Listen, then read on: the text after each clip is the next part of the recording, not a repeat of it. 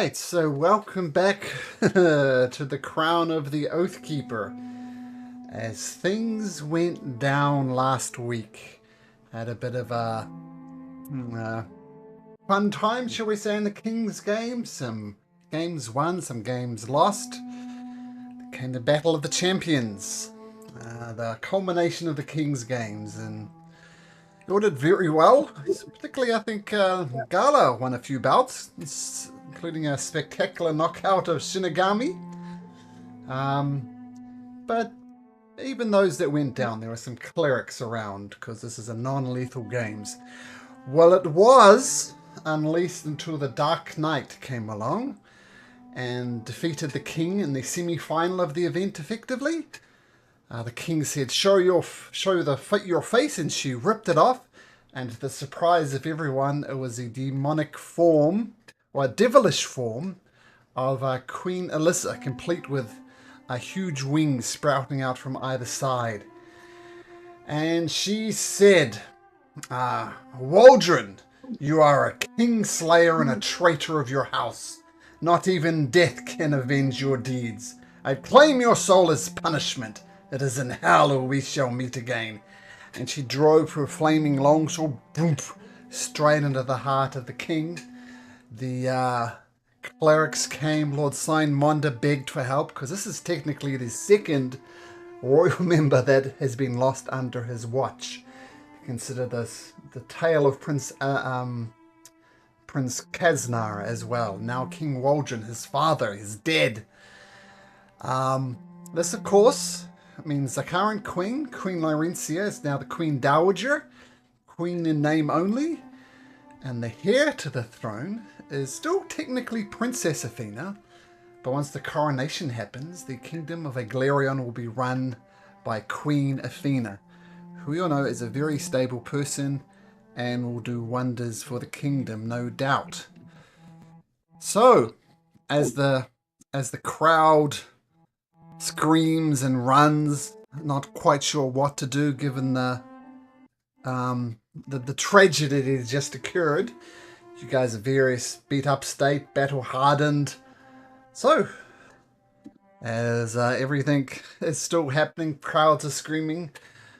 What do you do? Wow. I think Toriel is probably just stunned, looking for some sense in the madness.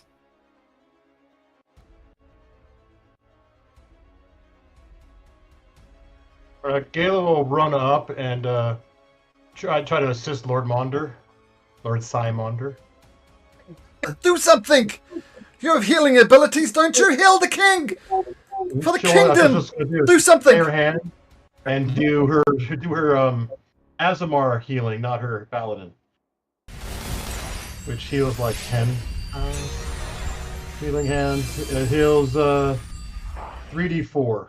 So I guess if that's gonna roll out there, not that it matters, but for thematic, well, that didn't work out. So 3d4 just because. I know it's useless, but just because.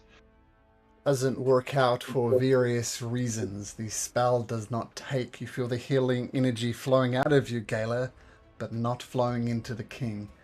Seems he's dead.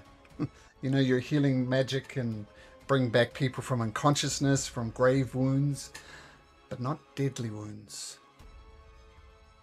Lord Simonda says, Gala, is that the working girl?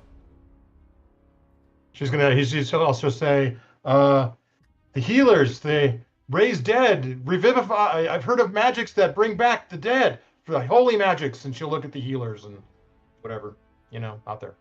One of them rushes forward, complete with a diamond in her hand, and Lord Simonda says, yes, I'll do that, bring him back from death. And she puts the diamond, and the diamond dissipates into his body. She casts some very powerful divine magic that's beyond you, Gala. You know, this is the way to raise someone from the dead. But still, he does not rise.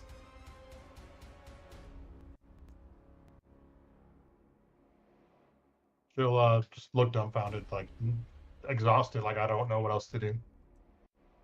Lord Signmonder just collapses to his feet and just weeps bitterly, holding the king's broken body in his hands.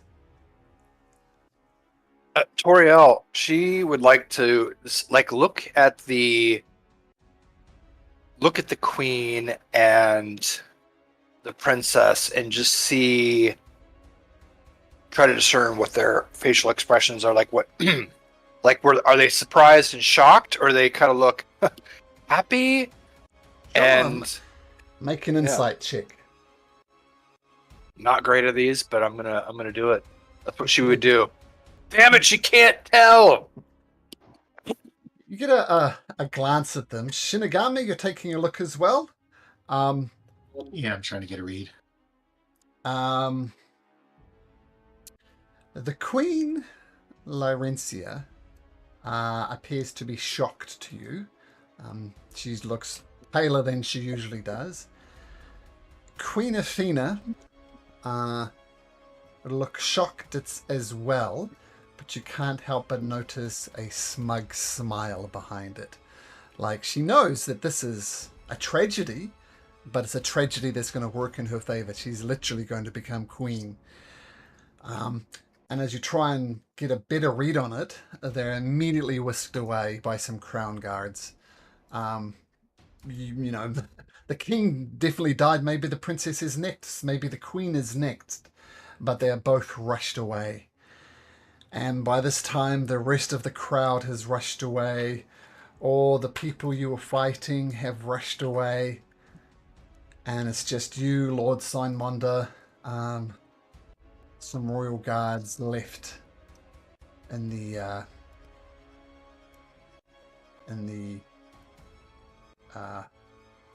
arena. All of them really not knowing what to do.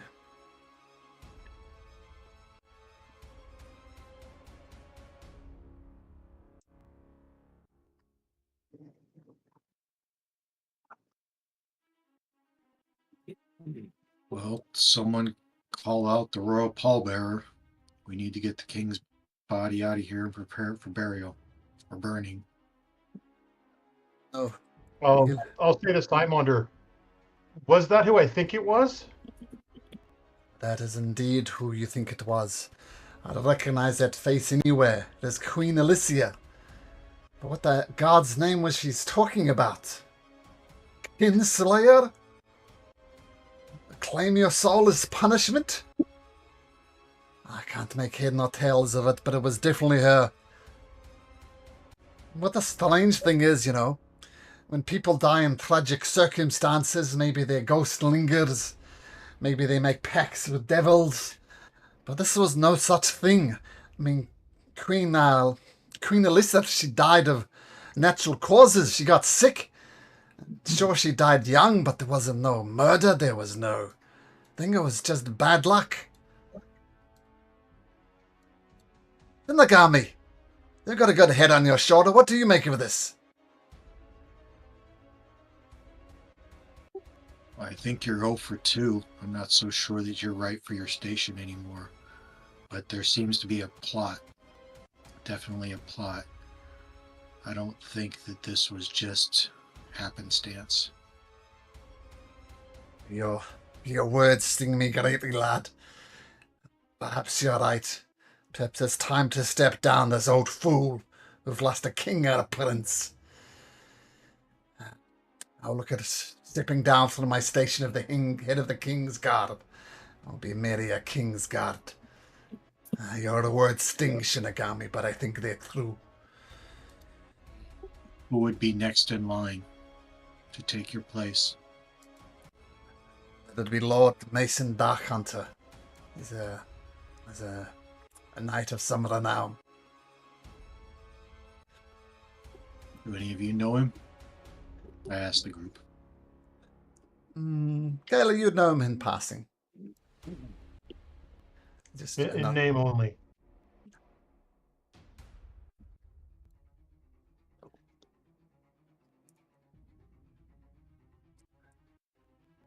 Shouldn't they a pyre to burn the king on? That is not the way that things are done here. Below the palace is the dungeon, and in the dungeon is a mausoleum where all the nobles are buried. That's where Prince Krasna, in fact, is buried. So that's where Queen Lisa is buried.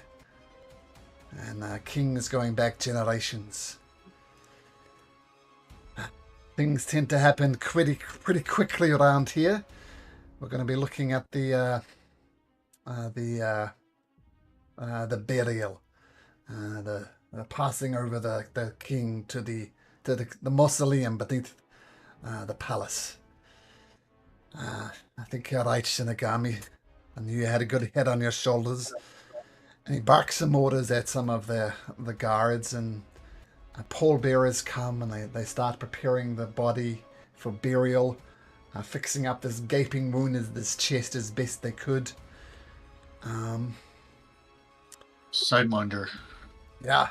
is it for sure that he takes over your position? Is it because of rank, or is it of your choosing, or is it of the now queen's choosing who replaces you? It goes by rank. Technically, the queen chooses it. This is the first in a generation. I'll abdicate my position, and it'll just move. So, yeah, Mason Darkhunter, you will succeed me. I'll be looking at stepping down after the coronation, I guess. I can't lose another royal on my watch. What do you know of this person? Mason Darkhunter? Yes. Oh, he's a good lad.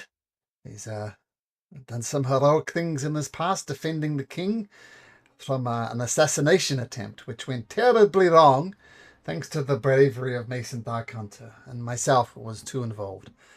I can at least protect the king a little bit. But he's a good lad. I have no problem with me stepping down and him stepping up.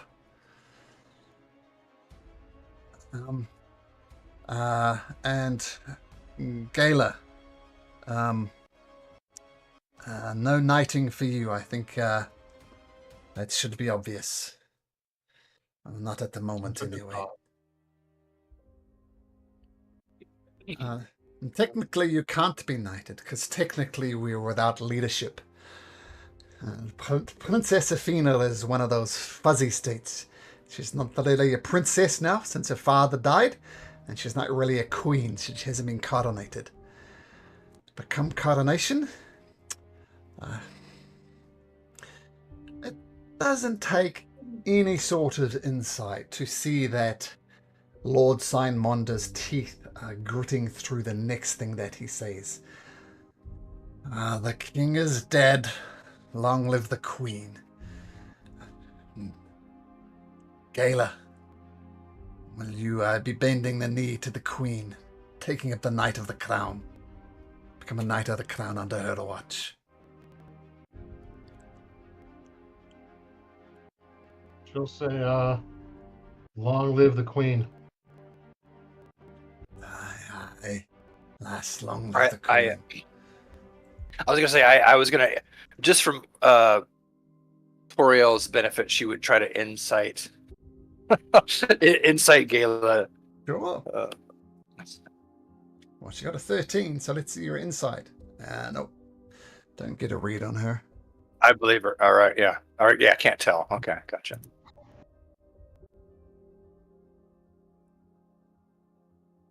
All right. I've got some preparations to do. I suggest we all take a... Look, you guys have shown yourself of some ability. Gala, in particular, been impressed with the things that you and your companions have done as well. It seems you've not known each other that long, but have already formed a tight group. I'm going to request your assistance in two areas. One, I'm going to need you to be at the funeral tomorrow. And two, I'm going to need you to be at the coronation. Can you all do that for me? Unless my duties take me elsewhere, yes. Of course, Lord Simander.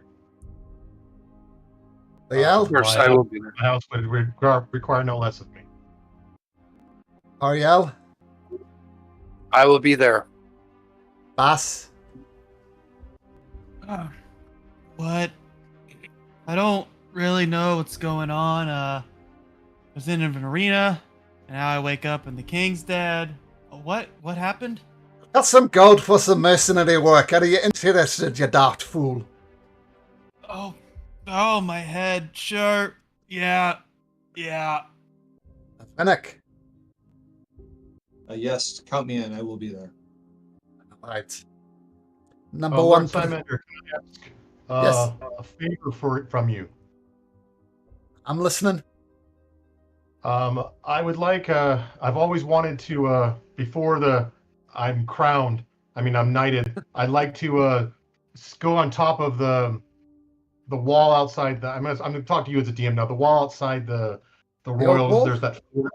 Yeah. If I would be allowed to see up there for once before before anything happens that changes my status.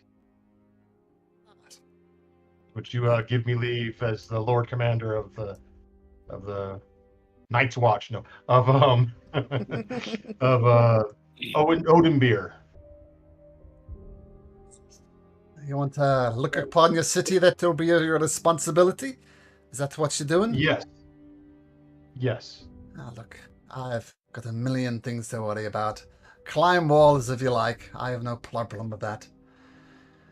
But I suggest you get good rest tonight. And,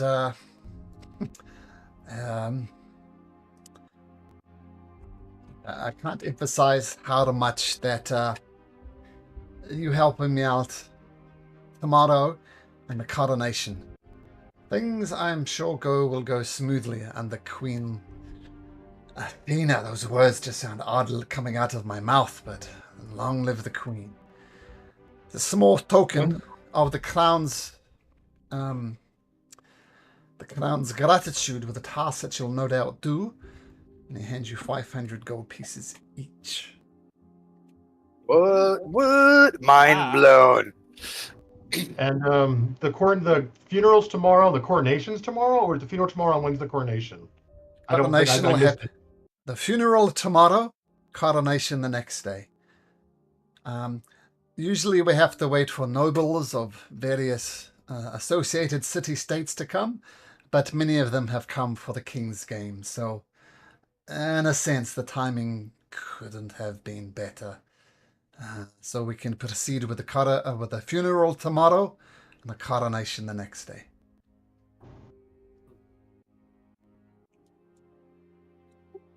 Ayla, can I have a private word with you? Certainly, Shinigami. How private would you like that, Jimmy? In voice channel 2 or? That's what I'm thinking. How about Malcolm, you and Gayla? Can you go to voice channel 2 for a second? Sure. Not usually ask them. Usually people say, no, not voice channel 2. Okay, I'll see you there. Wow, the players doing it. That's like taking over, man. I love it.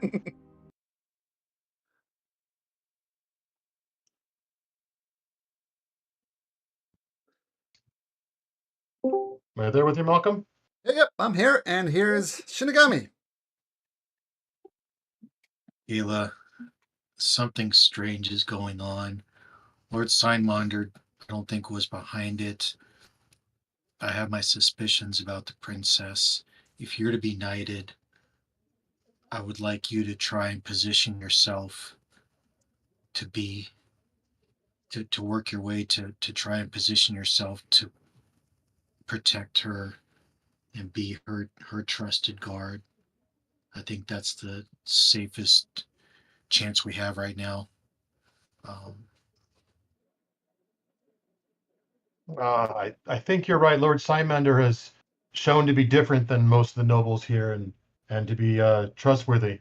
Though two dying on his watch seems highly suspect. But the Queen, I was having doubts being knighted with the King. Now being knighted by the Queen, that's a hard thing to think about.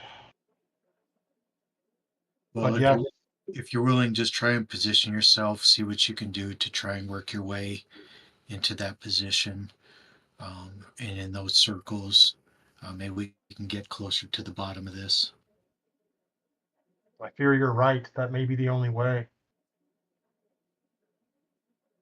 I trust in your judgment, Jensen Begami. You've proven time and again to have a good read on things. And she sighs deeply, torn with the decision that has to be made. And in 2 days' time, it will come to pass. So, yep. As long as I can keep you all by my side, I fear I'll be okay. All right, sounds like a plan. I'll do what I can when the opportunity presents itself to try and help you. Yeah, if you can maybe get more red cloaks to be around or something, because I've been alone with her and she's assaulted me personally, and I fear if I'm her guard and I'll become her whipping boy or her whipping play toy. You may have to tolerate that if you are going to try and get in her graces. Um, Probably stroke her ego, and play the part as best you can. That's the only way you're going to get close to her, is to be her whipping pet. Uh, I trust in your judgment, Shimagami. Okay, let's get back to it. That's all I got. Thanks. Cool. That was good, man. That was good. Yeah, very good. All right. What's that name of that shop? It's number.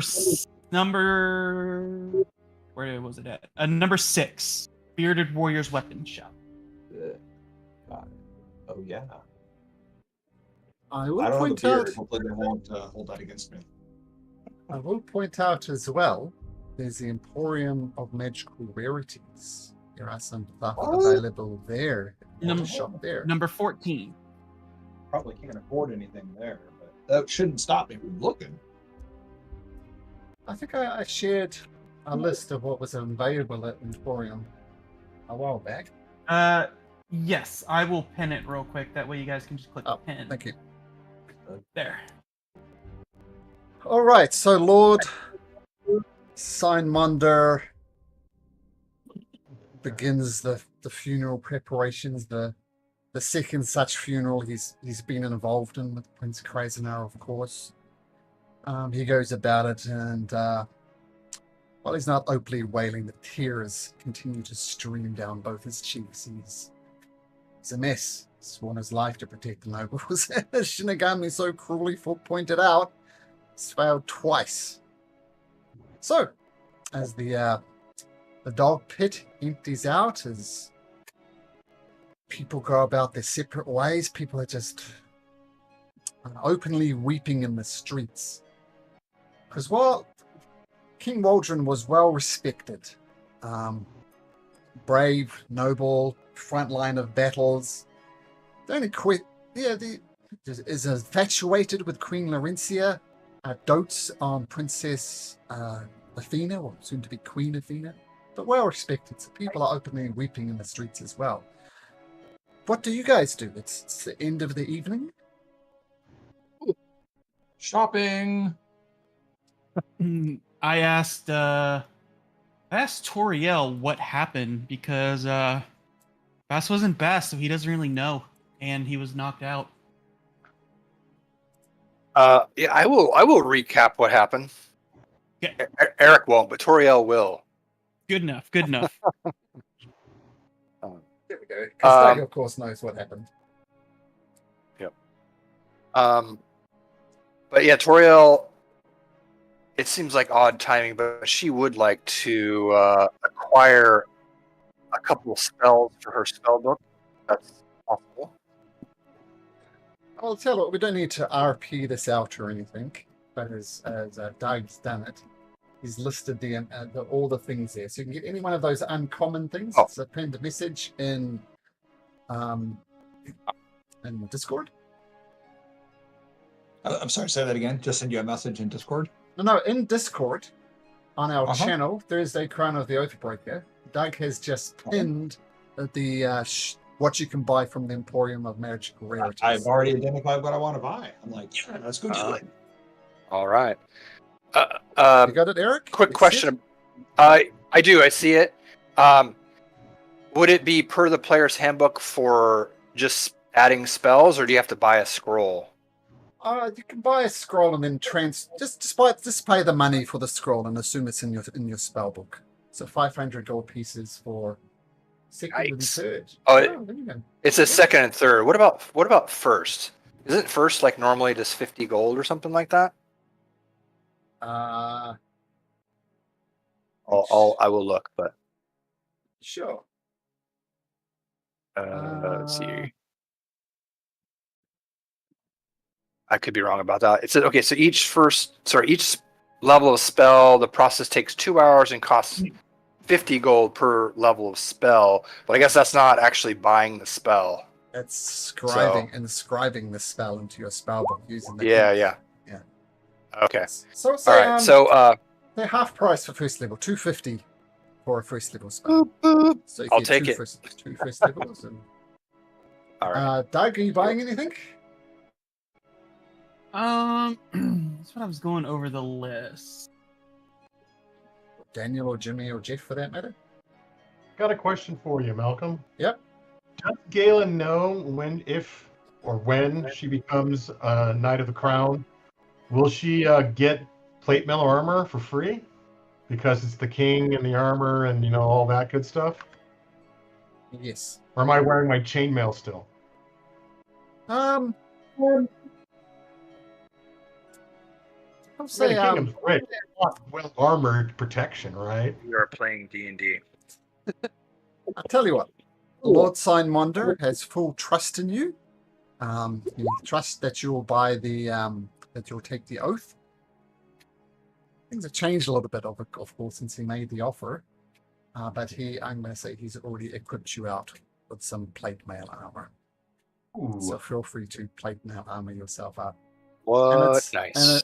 And the livery, I think that's the right word, has the the Odin bear's crests and the symbols of the Knight of the Crown. So you're very much identifiable in your plate armor as a Knight of the Crown, even though technically you're not yet.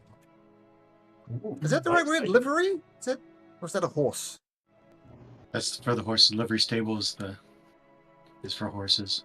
Yeah, well, the flash are logos of Knight of the Crown. There we go. Horses. I'll Okay, take, so Cloak of Protection vest, got it? yes, but I want to try to persuade him to if I can get it for 400 gold instead of 5. Sure. Nah, still 500, my friend. Question, kind of a spoiler here, but next level I'm going to take Hexblade. So if I'm reading this right, Don't tell me about it. Do it. You're level 6 at the end of your long rest. So, well, nice. my question is, Sorry, is Jimmy. if I'm reading this right, then I can make a +1 sword my Hexblade, correct? Yes. Mhm. Yes. Okay. Then yeah, that's what I'm gonna do. Okay, thank you. Sure. So assuming you got, we'll just do a level 6 now. Survive the. And then, Jimmy, you also can choose to use charisma for your attack roll instead of strength, if that matters. Yeah, it absolutely does. That's part of why I'm doing it. Sorry, Malcolm. One other question for components. I just want to anything over what value do we need to for consumption? Don't worry about spell components unless it's consumable. In this case, it is. I was just wondering value. Is there a minimum value or For what? What are you looking at? for specifically like identify or it identifies 100 GP pearl? Oh, yeah. If you have 100 gold pieces to spare, then you can buy a pearl. No problem. So I think Toriel's policy is going to be that if you want something identified, you supply the 100k or 100 gold. If that's fair. I see. Well, identify doesn't destroy the pearl, so once you have it, you're good. Oh, okay. All right. It's not like Revivify that destroys the diamond when it's used. You just once you have your component, you're good. Yep. I did not know that. I was gonna say that is expensive. Okay. Yeah, it'll actually say in parentheses whether it destroys the component or not. All right. Fair enough. Being that nasty, but yeah, that makes sense, Doug. Yeah, that would be crazy. Okay. Right, Doug, here we go. Are you gonna roll for hit points? Me and you? Re-rolling. I rolled a 1. I'm using my re-roll. Oh! No! No! Oh crap! I'm Oh my burning my god! DM inspiration to roll again. Yay! I'm burning DM inspiration to roll again. Kayla's doing it, right? Oh Sure. wow! I'm happy with that. Okay, Yeah, I'm happy. I'm happy I that's- burned the inspiration. That's fine. That's fine. Vinnick technically they only have one cloak of protection, but you can have one regardless. So feel free to dump $500 Yay, pieces cool. for a cloak of protection. All right. And I'm sorry, are we leveling up? Is that what Yep. the rules Level are here? 6. All right, Yep. so, but can I just go for average? Sure. Vasa scared me away. I scared you away. Yeah, average. Absolutely. I'm doing average. That's too scary. Oh, so much fun. Look how much fun that was. A 1 into a 10. Come on, guys. That was pretty impressive, man. The fates swing both ways. Come on. What's Vinnick doing? Average? Oh, I think he said that. Average? Yep, average, please. Yep, I'll do that. Shinigami, you as well? Yeah, I'm doing it the old-fashioned way. Alright. This Apparently I is. need all the hit points I can get since I can get one hit wonder. I'm just rolling for fun. I want to take the average, but I want to see what I would have got. See, I'm justified now. Yeah, I get you. And so I can. I mean, for a wizard, the upside is not that much, right? You get 4.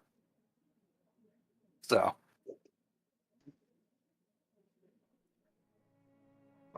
Wow. I'm looking forward to and not looking forward to getting a paladin. What do you call it? An oath. Because I like my spells suck. Because It's I don't have an coming. oath yet. Yeah, I know. Maybe we'll see. This is good. I don't know what spell I want to take, so I'm just gonna leave an open slot for now, if that's okay, Malcolm. Sure. And once I realize paladins are prepared, I don't stress out about spells anymore, man. Because I'm so used to wizard and sorcerer, it's like it really matters. yeah, you got to decide. Yeah. Lock Yeah, that it's like, down. But I did get a cool thing finally that I am excited to get to use, and it is this. I'm assuming we're getting a long rest out of this also. Yes. Well, the question I have is for paladin users, the aura. When I roll my saves, is it already built into my saves, or do I have to Mhm. add? My saves It's look. built in. It's supposed to be, yeah. Oh yeah, my charisma is now +9. Yeah, that makes sense. Okay, so I don't have to worry about that. You guys are the ones who have to worry about it. Guess you got your aura of protection now. Yeah. That's a what foot radius? Be 10, I think. Yeah, I think it's I think that's it right. goes to 20 eventually if I goes that Yeah. long. Yep. Yeah, Playing 10 one of feet. my favorite classes, man. Love I that. never played one. I mean, I played it in first edition. It was way different. This is fun. More fun than I thought. You're onto something, Jeff. Yeah, right?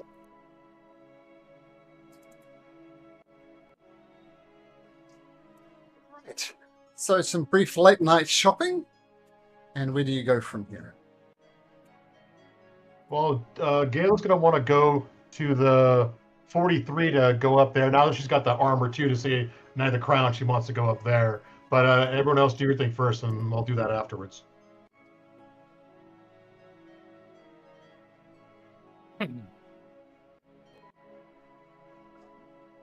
Say Randall goes back to his family home in Shanties. The night spends the night with his brothers.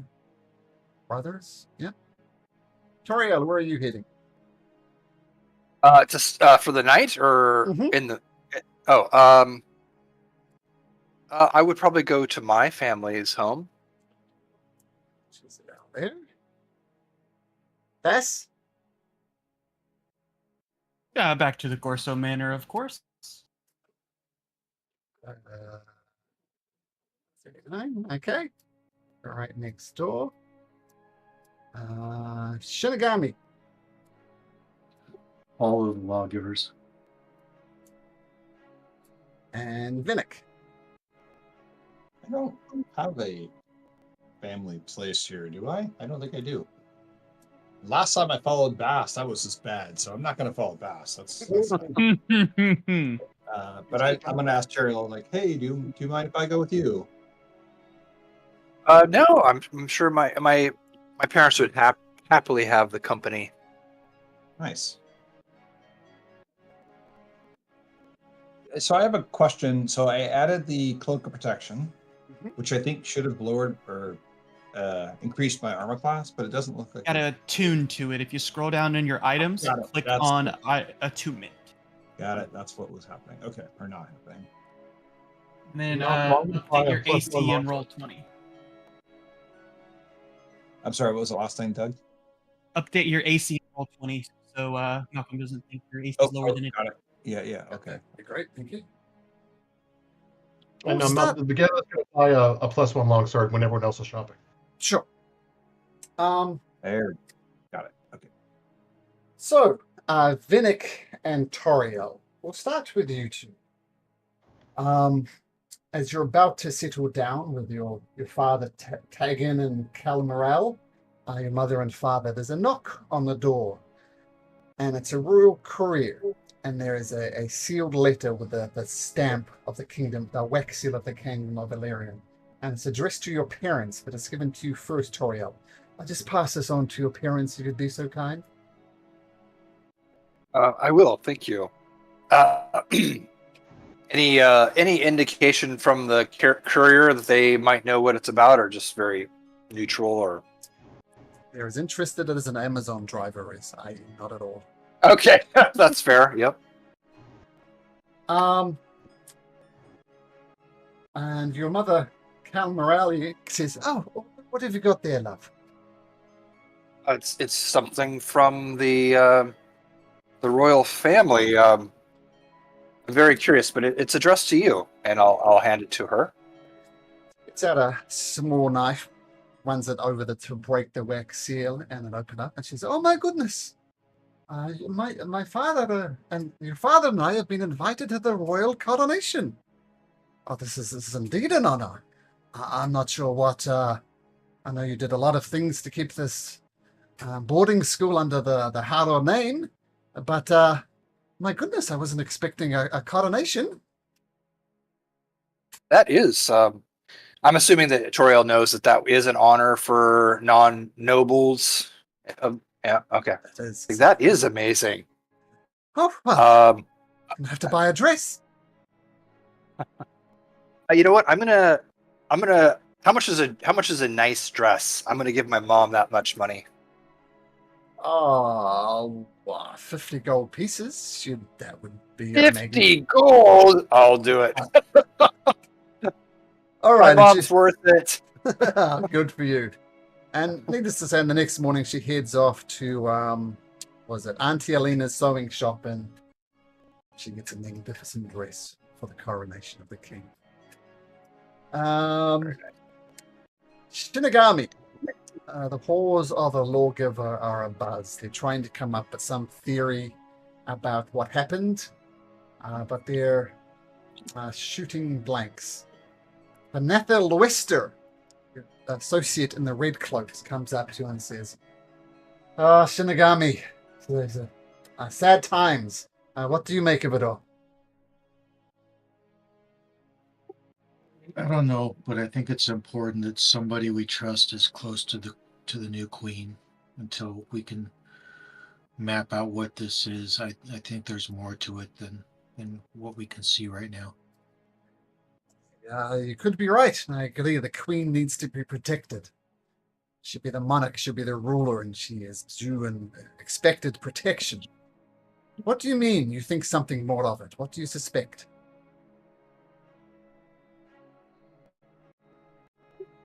I don't know. It's not outside of my duties to state that the princess didn't seem as grief-stricken as I would have expected when it happened.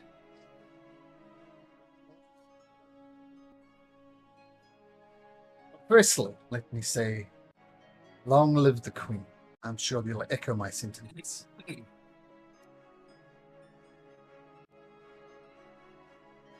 This is the point where you say, long live the Queen as well, Shinigami.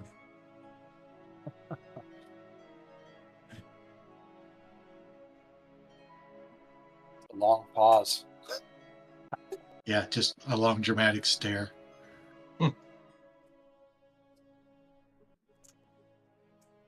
You were saying? Nathan Wester says, might I have a private word with you, Shinigami?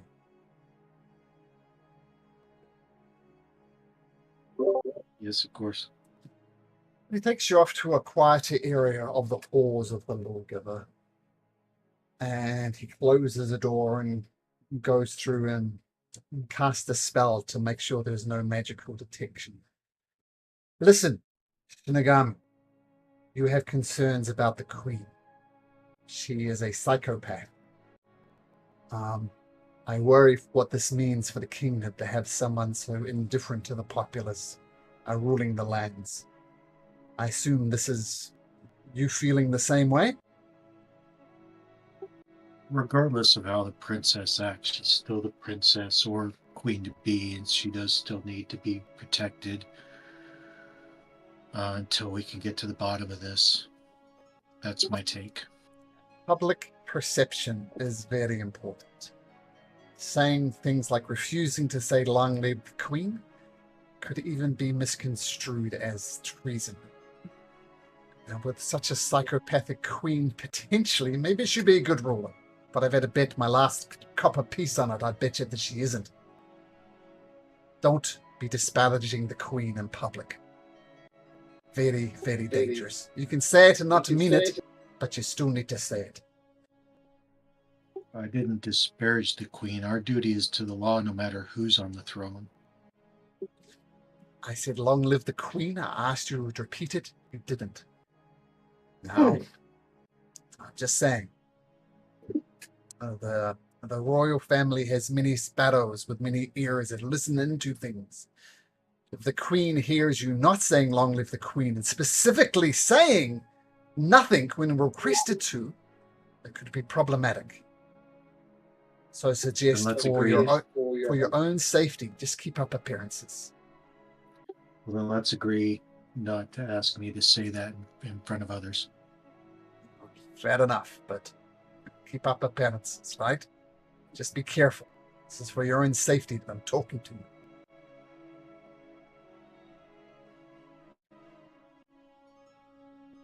Noted. Wester gives you a nod and retreats back to trying to sort out the mess of the assassination.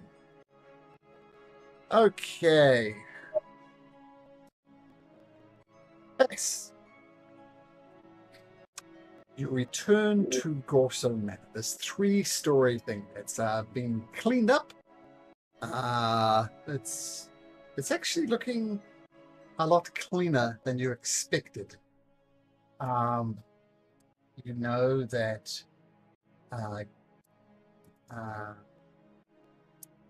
Randall's family was cleaning it up, but now you notice there's a whole group of about 10 servants cleaning up Gorso Manor.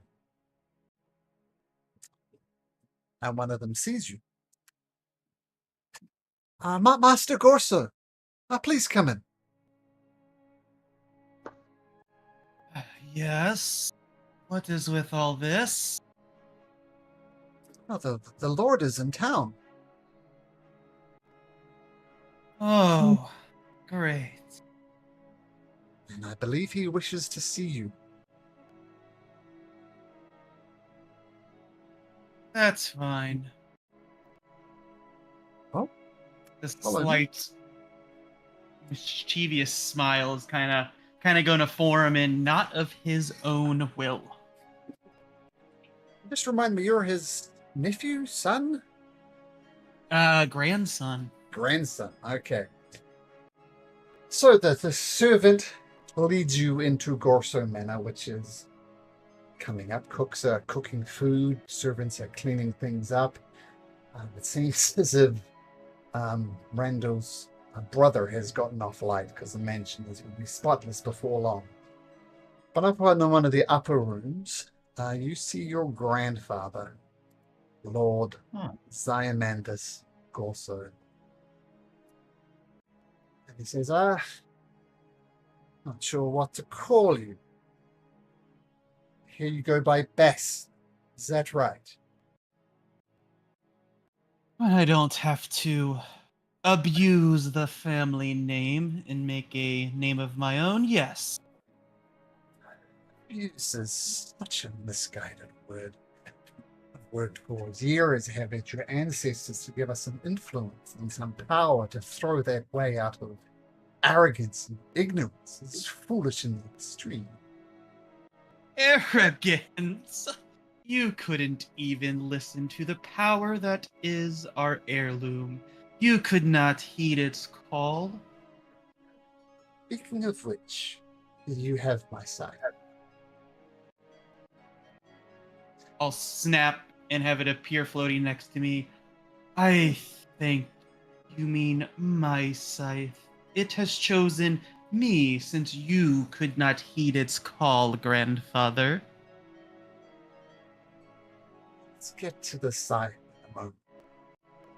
I spent a lot of money in raising you in the ways of the Gorso, but hoping some common sense would have sunk into you, but it seems it has not.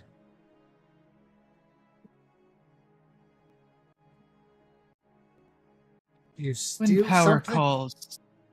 You steal something from me? You run away and go into hiding, and then you choose to compete in the most public of events. People from far and wide come to see. Was that your plan? Was your plan was to get found? Or were you Bass just an didn't idiot? compete in any of the events, though. Didn't you? No, I paid 5 gold for, or 3 gold for, Vinnick to compete on my behalf, but Bass didn't compete in anything. I saw you at the games with your allies. You weren't hiding. You were giving assistance. You were paying for your friends. Did you not think it? So the question remains once again. Are you an idiot or did you want to get found? Because those are the only two options I see before me. Well, since you locked me out, I figured why hide when eventually I would come face to face with you. What do you most desire, Bass?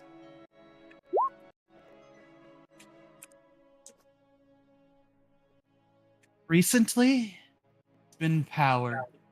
Power to make my name known on my terms, and not just because of my bloodline. So you seek power?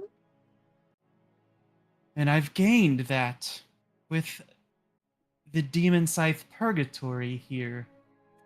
It chose me since you could not heed its call, and all of your meditation, and all your new tattoos that would appear on you in your study, grandfather.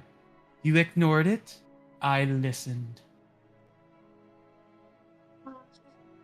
The proposition you Zeke Mao. You can keep the site if you do this one favor for me. This will benefit you as well. What say you, Zeke Malgorso? Will you also not have me locked out? I know one of the group I travel with might be, for a back of the letter term, an idiot, but it is not his fault since life did not shine on him and he has spent most of his time in the shanties. What do I care for a peasant? I do not know what you're talking about. This is an offer for you. Will you Sigma. Right. Will you have the lock on my stipends removed so I can withdraw funds as well? If you do this favor, which will be a favor for you as well, you shall not want for gold for the rest of your life. So yes, Let me hear if you this do offer, this, grandfather. we will unlock the funds for you. There is an old saying from the Drail States. It goes like this. May you live in interesting times. At first, that sounds like a compliment, but it's really a curse. When the Dark Angels ruled these lands, these were interesting times, but you wouldn't want to live in them. So it sounds like a curse. It sounds like a compliment, a blessing, but is in fact a curse. These are interesting times, Zigmal, as we transition from one monarch to another. Interesting times also amount to times of opportunity. And this opportunity is one that would be great for House Gorso. It'll be great for Zigmal Gorso. And it is this. The king is dead. Long live the queen. The kingdom is going to lack a king. The princess is available. I've made certain arrangements, pulled certain strings, promised certain, shall we say, monetary rewards to the crown. And she's prepared to take your hand in marriage. Good for Bass, good for the kingdom, good for me. What do you say, Zigmal Gorso?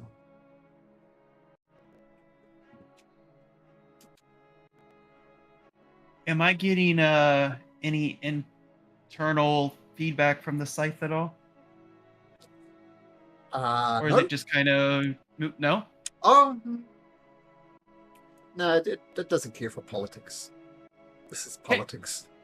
You can incite Lord Gorso, though, if you like. I think I know his intention, but yeah, let's try an insight. Average 14. Political pay for extreme power. I mean, the princess is eligible. She's going to rule the kingdom. She has no significant other. That's fine, grandfather. Purgatory is mine, you say? You will stop this campaign to control me? If you marry the princess. I agree. Better make me why don't you privately roll me a deception or a persuasion check? Just to keep the other players listening.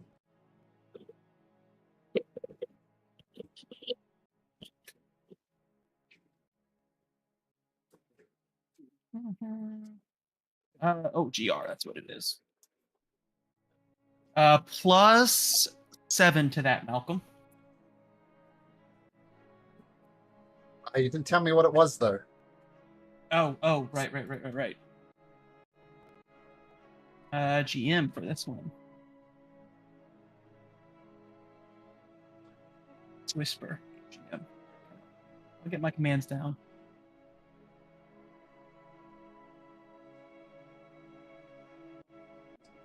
Horrible spelling mistake, but I think you get it. I'm going to give you +5 to that roll for the spelling, not +7. Okay. All right. I'll make the arrangements. We have a funeral to attend to, of course. We have the coronation. Turns out that we have a wedding. I must say, Zigmal, you have surprised. Why don't you stay here with me at the mansion for the night? I'll have the cooks make your favorite meal. That is fine. I will go do some combat exercises in the basement and then retire. I'll have the cooks That's prepared. right, grandfather. Now, hand-to-hand combat is a thing that can be done. It's but politics is my favorite game to play. Okay, so we have a wedding now. Okay. So I just use this from my line.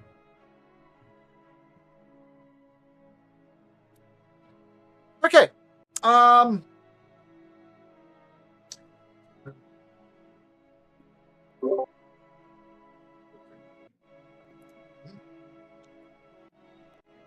Just putting this book.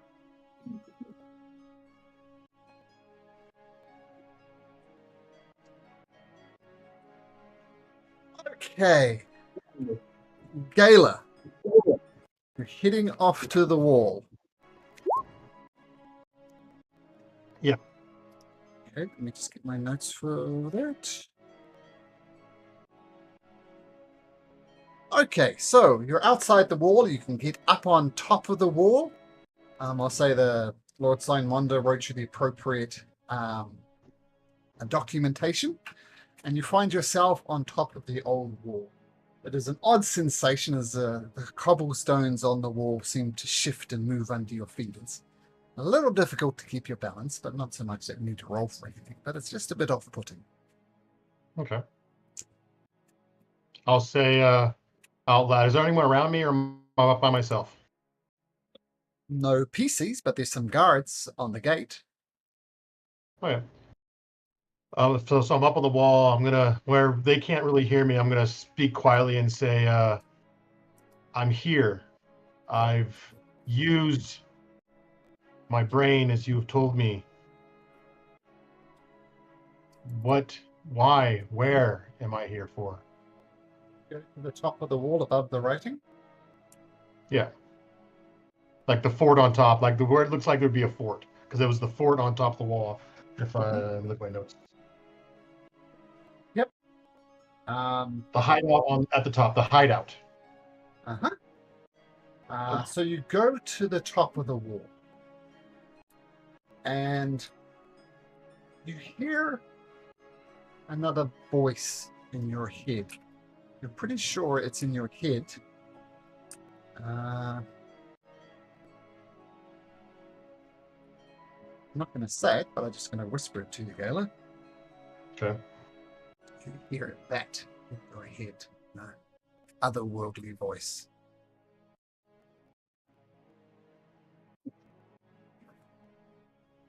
Okay.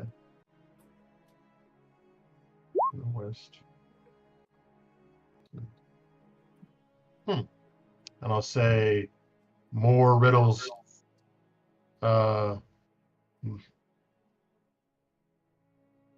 You bring me up here to tell me more riddles. And I probably get no response, right? You do. Let's go to voice channel 2. Let's stop me going back and forth with the Okay, cool. whispers. All right. Now, voice channel 2. Where is Discord at?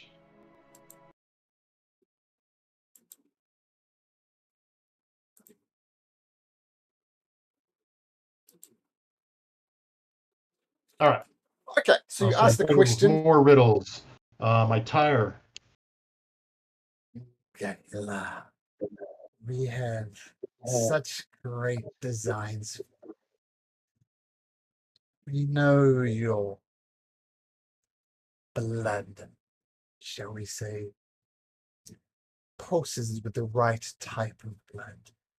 We have great designs, Galena, but we need to make sure your head is screwed on right. So we test you, and we'll reward you if you unravel these riddles. Galena, just between us, will you bend the knee to the queen?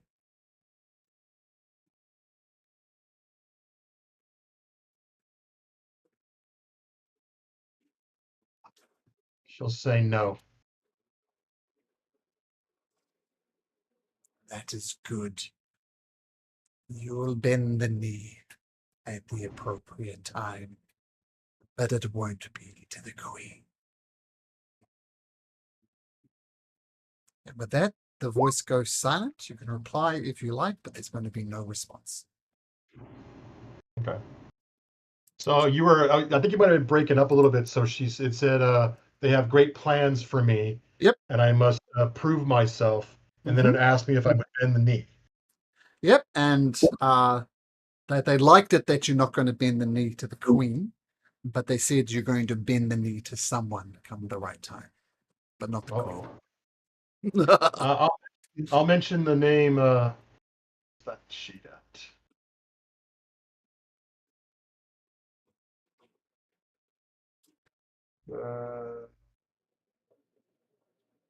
God, where's that guy's name? Uh, uh, I'll mention the name Addis Blackwood. Is he a part of this? And then I'll get no response. Nope. Right. So, Nope. and that's it then. Yeah. Okay, let's bounce back. All right. Cool. Thank you. Yeah, Oh, yeah, yeah, yeah. yes, you did. Yeah. That does ridiculous damage. Okay, Galena, what else would you like to do on top of the bridge? Top of the gate? the I'll wall? look out at the city and just take it in how big it is, and the weight of what's coming and what decisions that I have to make, and I'll just watch the sunset from atop the wall before I head down. Sure.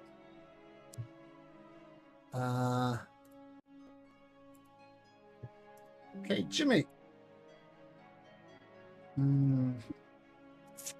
Present. So let me just do something. This is just response to your whisper that you sent me.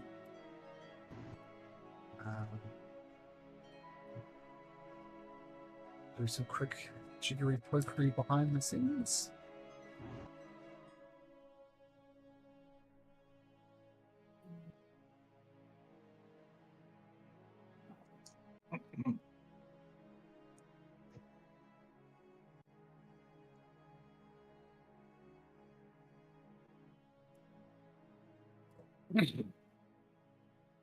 Okay, Jimmy. Go down to the appendices in Roll20 and go down to Appendix C, Magic Items.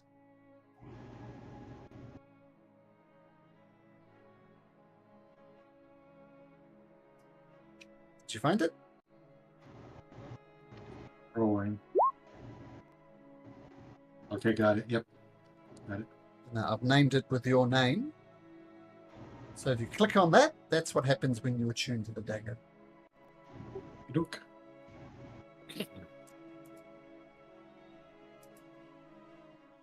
Gayla, you retire back to Ronald Manor, I assume, for the night? Yeah. Okay. Early on the next morning, Lord Signmonder has summoned all of you to the royal palace. Randall, we'll say, has a little bit of problem getting in, being Randall. But yeah, unless anybody has anything else they wish to do or conversations they wish to have in the morning, can proceed.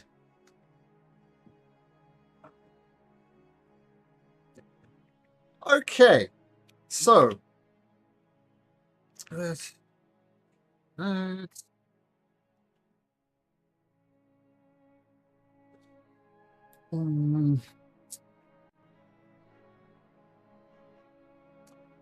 actually, we'll have it starting. There's a big, long procession.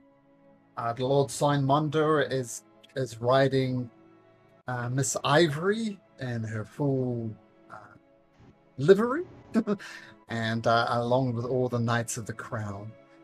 The king, the queen, and the queen dowager is riding in the royal carriage. And behind them is an open casket is King Wardren. And the people of Odin there are beside themselves with grief. Many of them throw flowers. Some of them land on the king. Some of them land before him. But great wailing, great distress, great pain. King Wardren was loved. And everybody in this place is grieving. Lord Mondo just asked you to march beside his horse and flank the Queen's carriage on either side. And the procession continues through the town until it gets to the royal palace. Anybody wish to do anything else differently? I don't think so. Nope. A few times, the royal carriage containing the future queen and the queen dowager rolls down, and Princess Athena sticks her head out and blows a kiss to Bess.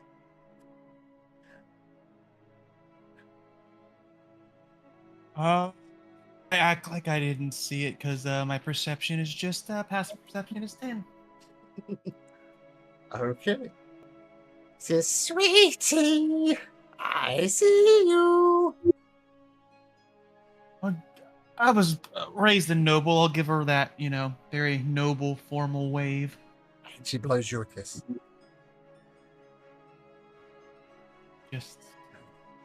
I will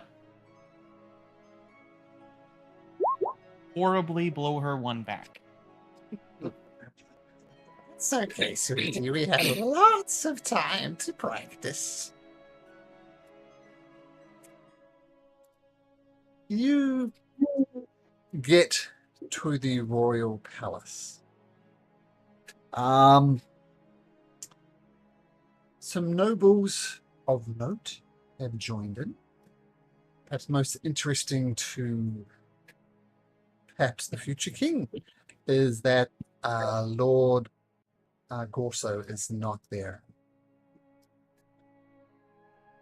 And you're taken through... Sorry? Is my uncle there, Lord Ronald? No, he's not there. So,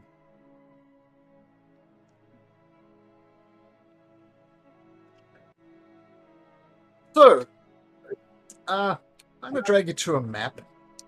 This map is absolutely massive. So, when you load into the map, it might look very fuzzy. In which case, the best thing to do is just to zoom the map all the way in and all the way out, and it should snap into place.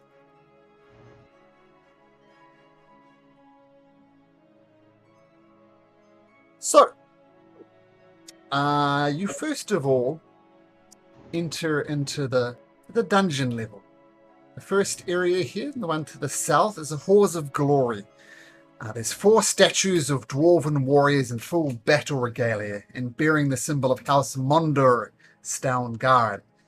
And Lord Sign Mondo, who is with you, he nods and says, aye, and that'll be me one day. With my failures, maybe not. But these are my ancestors. These are the ones who have served the crown before me. The firstborn of each generation serves the crown. It is my turn to do that. And there's there's a sign that says the greatness of the Mondor clan in Dwarvish, and it shows dwarves engaged in mining, combat, stonework, and the vibe you get is House Mondor acquiring great wealth through mining. Then the funeral processions moves to this area here. This vast chamber contains the sarcophagus of the 2 original Lord Mondors and the lady. They're showing great respect there. It also functions as a crematorium. But where you end up is a room to the north, which is a Hall of the Ancients. Wait a minute. Just a sec.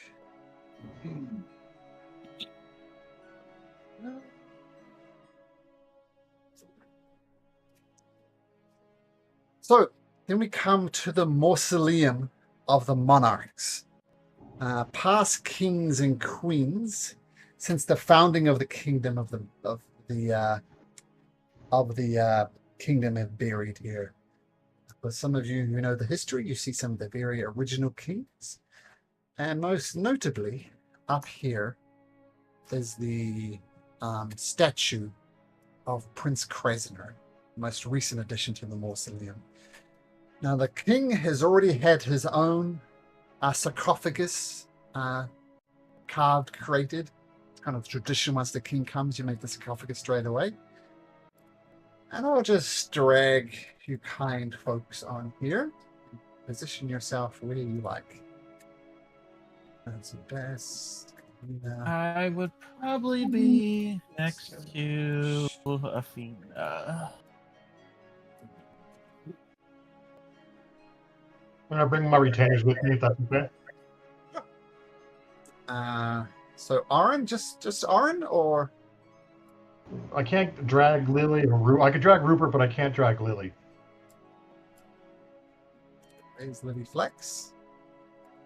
Excellent, thank you. Let's put her. I don't have control over if you could me control her behind me and move her around myself. Maybe that's why you couldn't move her. Oh, put it under Toriel for some reason. There we go. Gaila, you should have control of Lily Flags now. Yeah, I'll just do a little thing like that. Thank you. The guards stand closely around the king and the queen. And Bess, you're staying close to the princess. Yeah, okay. And Lord Monder is just keeping an eye, particularly on the queen and the princess. And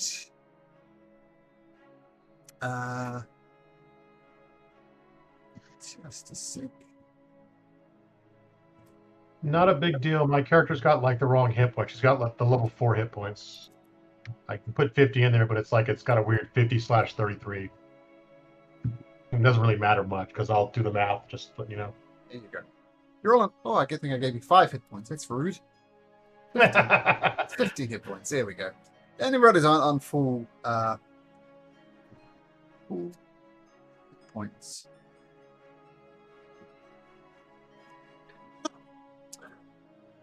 Lord Signmonder brings himself up and wipes away some tears and says, "All my failures are well documented. Under my watch, Prince Krasner fell." And he gives a bow to Prince Krasner. "Under my watch, King Azanar, Waldron Azanar fell under my watch. It's my great shame that I am to do this eulogy. He says, the king was a great man. But then, something strange happens. Yeah.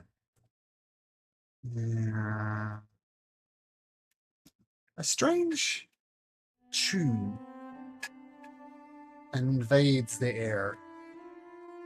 And I'm going to need all of you to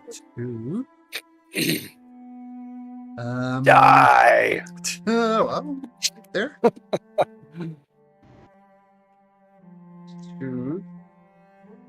Sorry, I'm just looking up the exact details here. To make me a wisdom saving throw, please. Tyrio, it looks like you're in my aura, so you get a +3. Finnick. Oh, I would love to do that, but I guess I'm on here twice. I grabbed myself over here, Never mind then. Don't. so I'll take myself other person off. I You rolled a clone. natural 1 anyway, so it's not going to help. So All right, here we go. Oh, I haven't rolled yet. It is gonna be. Oh, Vinnick. Ooh, Yeah, it was terrible. I was thinking the same thing. It's like I'd love to have been in that glow, but it won't matter. So Sorry, you brothers sound very Oh. similar. For some reason, mine are not rolling now. What's up with that? Did it roll in D&D Beyond? It didn't. It's not rolling anywhere. Let me try that again. Let me refresh for starters.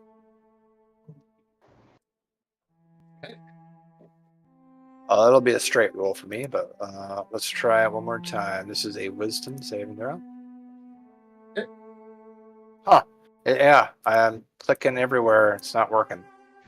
All right, I'll just roll I'll just roll openly here. 1d20.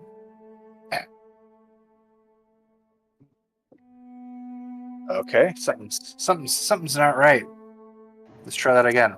1d20. There it goes. Okay. No modifier on that. Okay. This will only apply to Vinnick. What exactly? I'm sorry. Yeah, you're the only one who failed. So you're going to come. Shinigami mix it with an 8. It's testing. Oh, Shinigami does not. He's Shinigami. So, get to what happens in a second.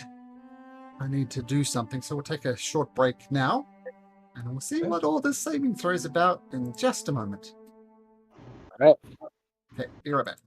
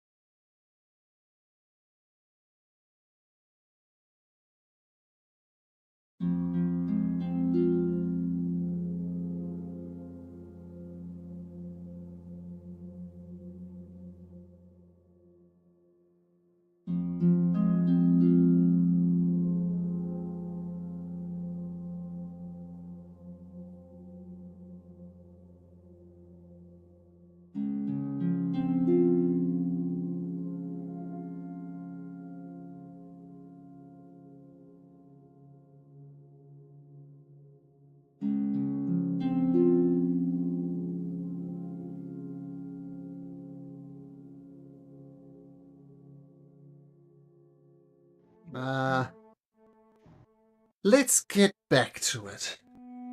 So, in the middle of King Wardren's speech, this strange melody starts invading the hall, and you'll stop for a moment. What the hell is this?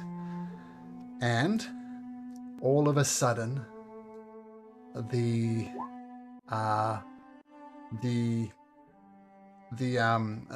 doors to the mausoleum slam shut, and instantly they just slam shut, and you hear a voice, and it says, "Murderer!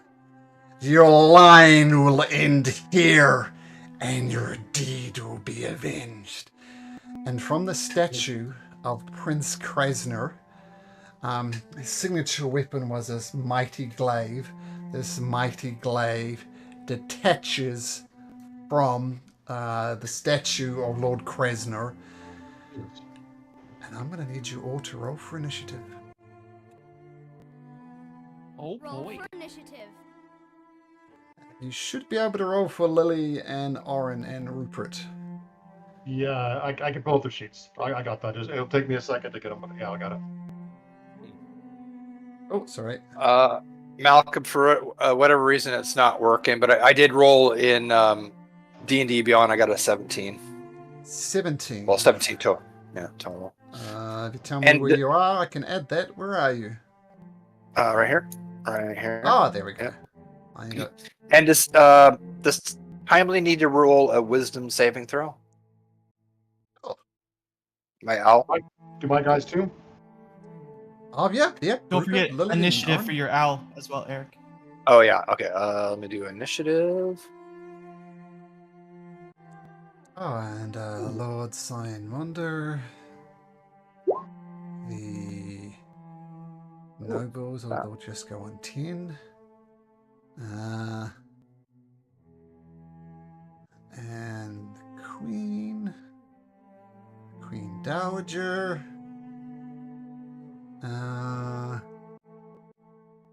Did I get the... Oh, guards there.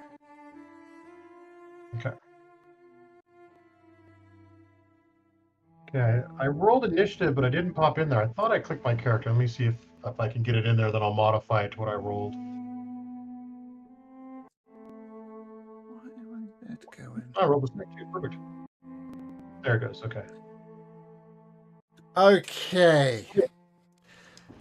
So, if you rolled under a 15, you're frightened. So, did Rupert make it? Rupert did not. Neither did Oren. Lily did. Oh, go, Lily. Okay.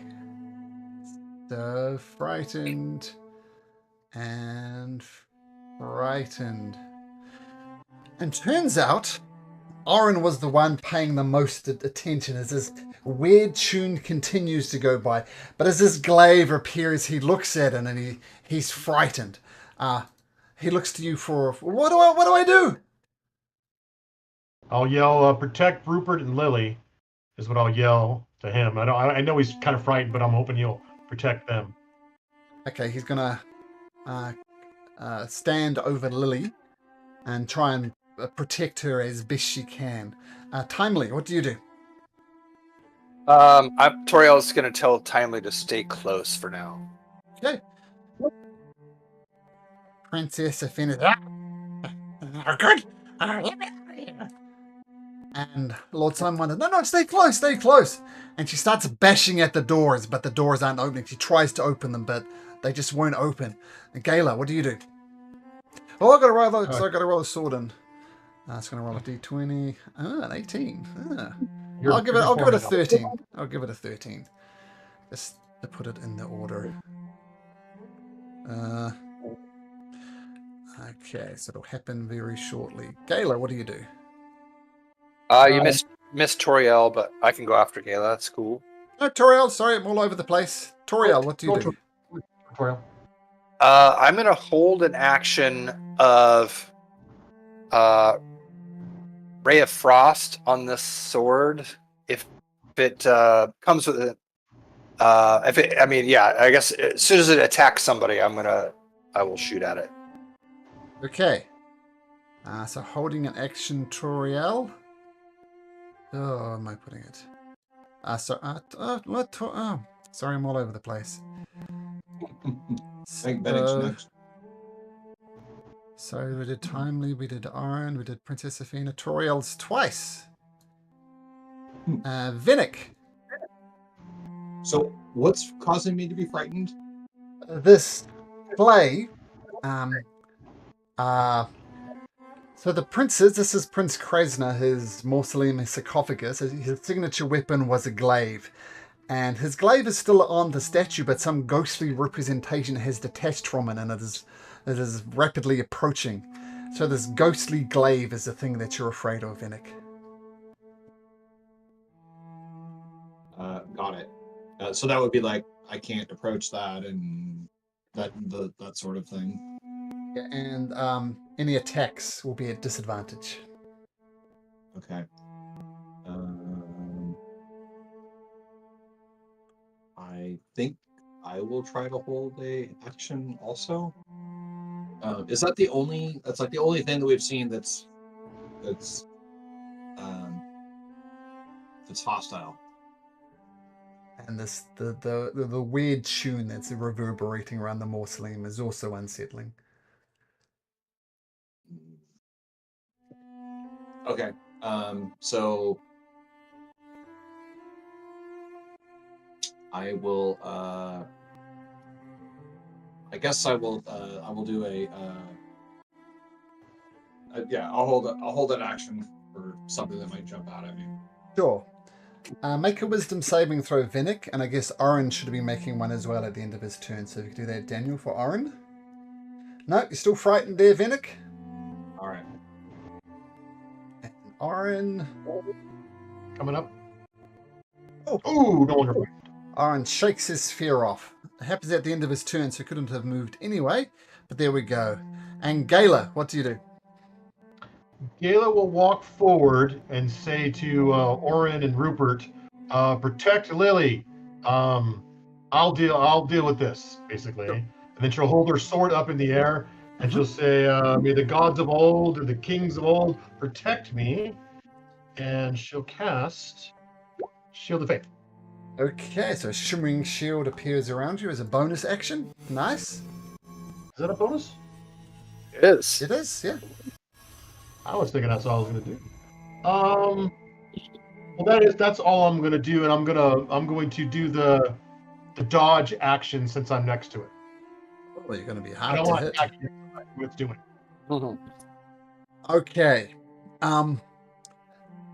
You hear the voice, and it continues to reverberate around the mausoleum, and it keeps on repeating the same line: "Murderer, your line will end here, and your deed shall be avenged."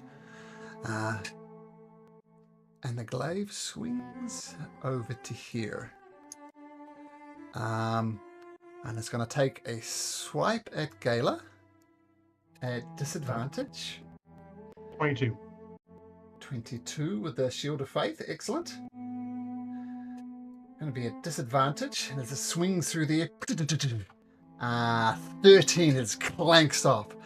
But then it continues in an arc and attacks Lily Flax as well. It will be at disadvantage as Orin is there to protect her. And I'd say her AC is, 10. Good.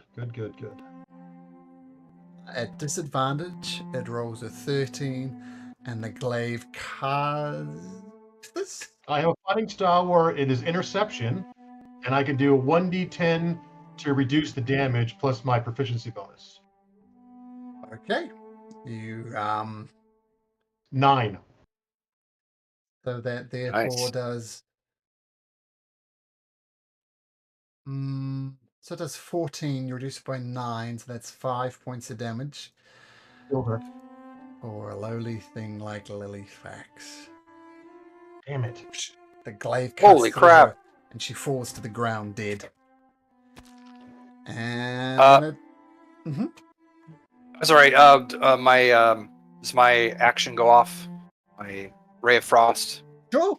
Do your ray of frost. Okay. Ray of Frost. Take that, you inanimate object. I guess it is animated. Oh, hey, that time I went through. You It's probably a miss. Probably best to hide that one. It just Yeah. dissipate harmlessly over the glaive. Not that it misses.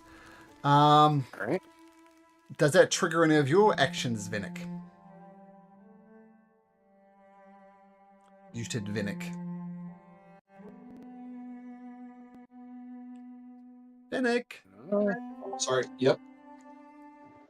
Does that trigger your prepared action as this glaive carves down Lily Flax? Well, if I'm afraid of that, can I do anything in reaction to it? You can shoot it with an arrow, but it'll be at disadvantage. I will try that. Okay. So as Lily Flax gets carved down, you notch an arrow, take a shot at disadvantage, and wait for it. Here we go. it flies harmlessly past the glaive. No good. All the nobles immediately start screaming and run to the door, almost surrounding the princess. They are in full-blown panic and they're bashing on the door, but the door is not going anywhere. Some to go into a corner and cower behind statues, and just cowering around the place. Mistel joined in here as well. And you're all Mistel into initiative. Oh. That's good. One more ally. But she was forgotten. Okay, so all the nobles just run away. Basu is protecting the queen, but she's going just bashing on the door, trying to get through. What do you do? And these nobles are surrounding her and starting to like squash her almost. Yeah, I'm gonna put a few more nobles there. Yep, they're all trying to get through the door. And she's like, And "Don't touch me! I'm royalty. Piss off! I'm gonna be the queen." I will come up with a scythe in hand, and now instead of I'll just roleplay it out. Don't worry, Princess Athena. We shall protect you. Keyword there. We now. I get it. You're gonna be a king, so it's the royal we. Got it.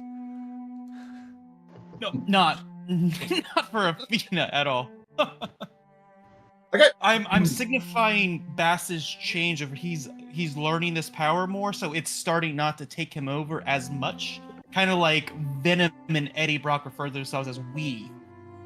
So they kind of know what's going on. Where? Oh, there. Everybody wave at Aaliyah. She's saying hi. They're waving back. Something I can help you with? Yes.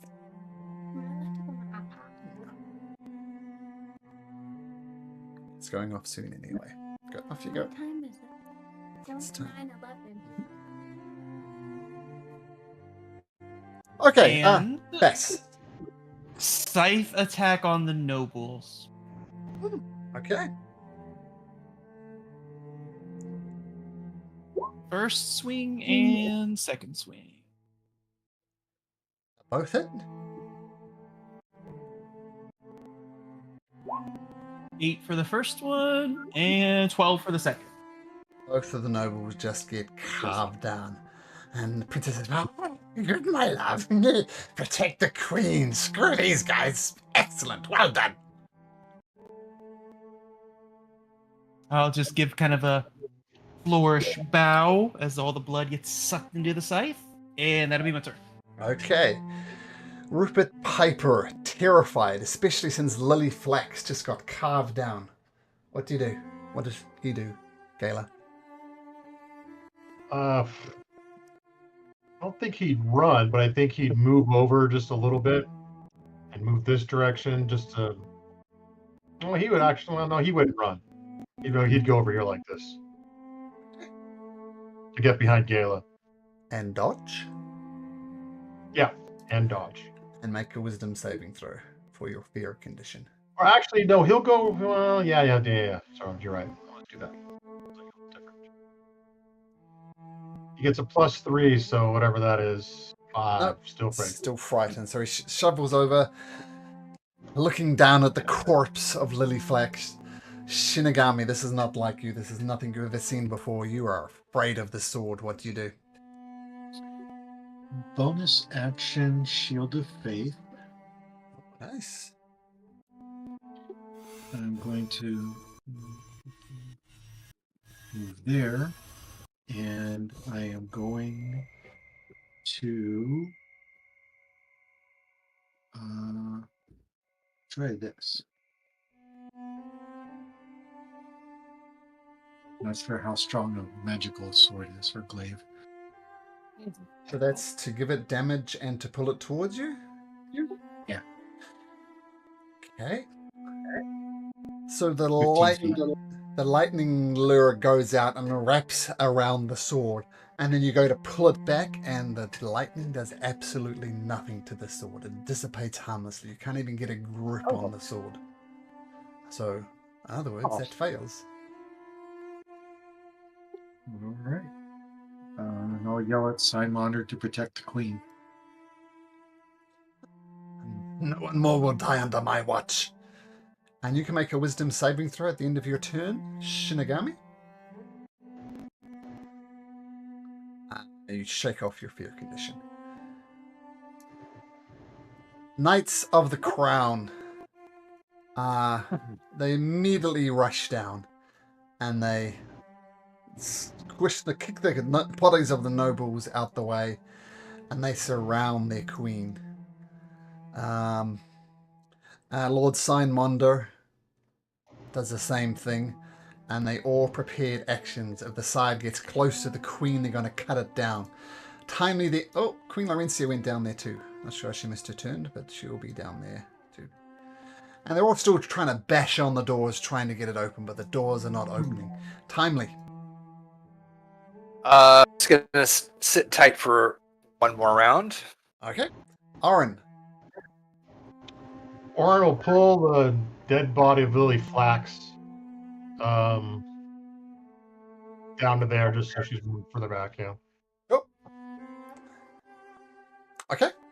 And then take the dodge action. Sure. Princess Athena is still bashing on the door. I'm gonna roll something for her.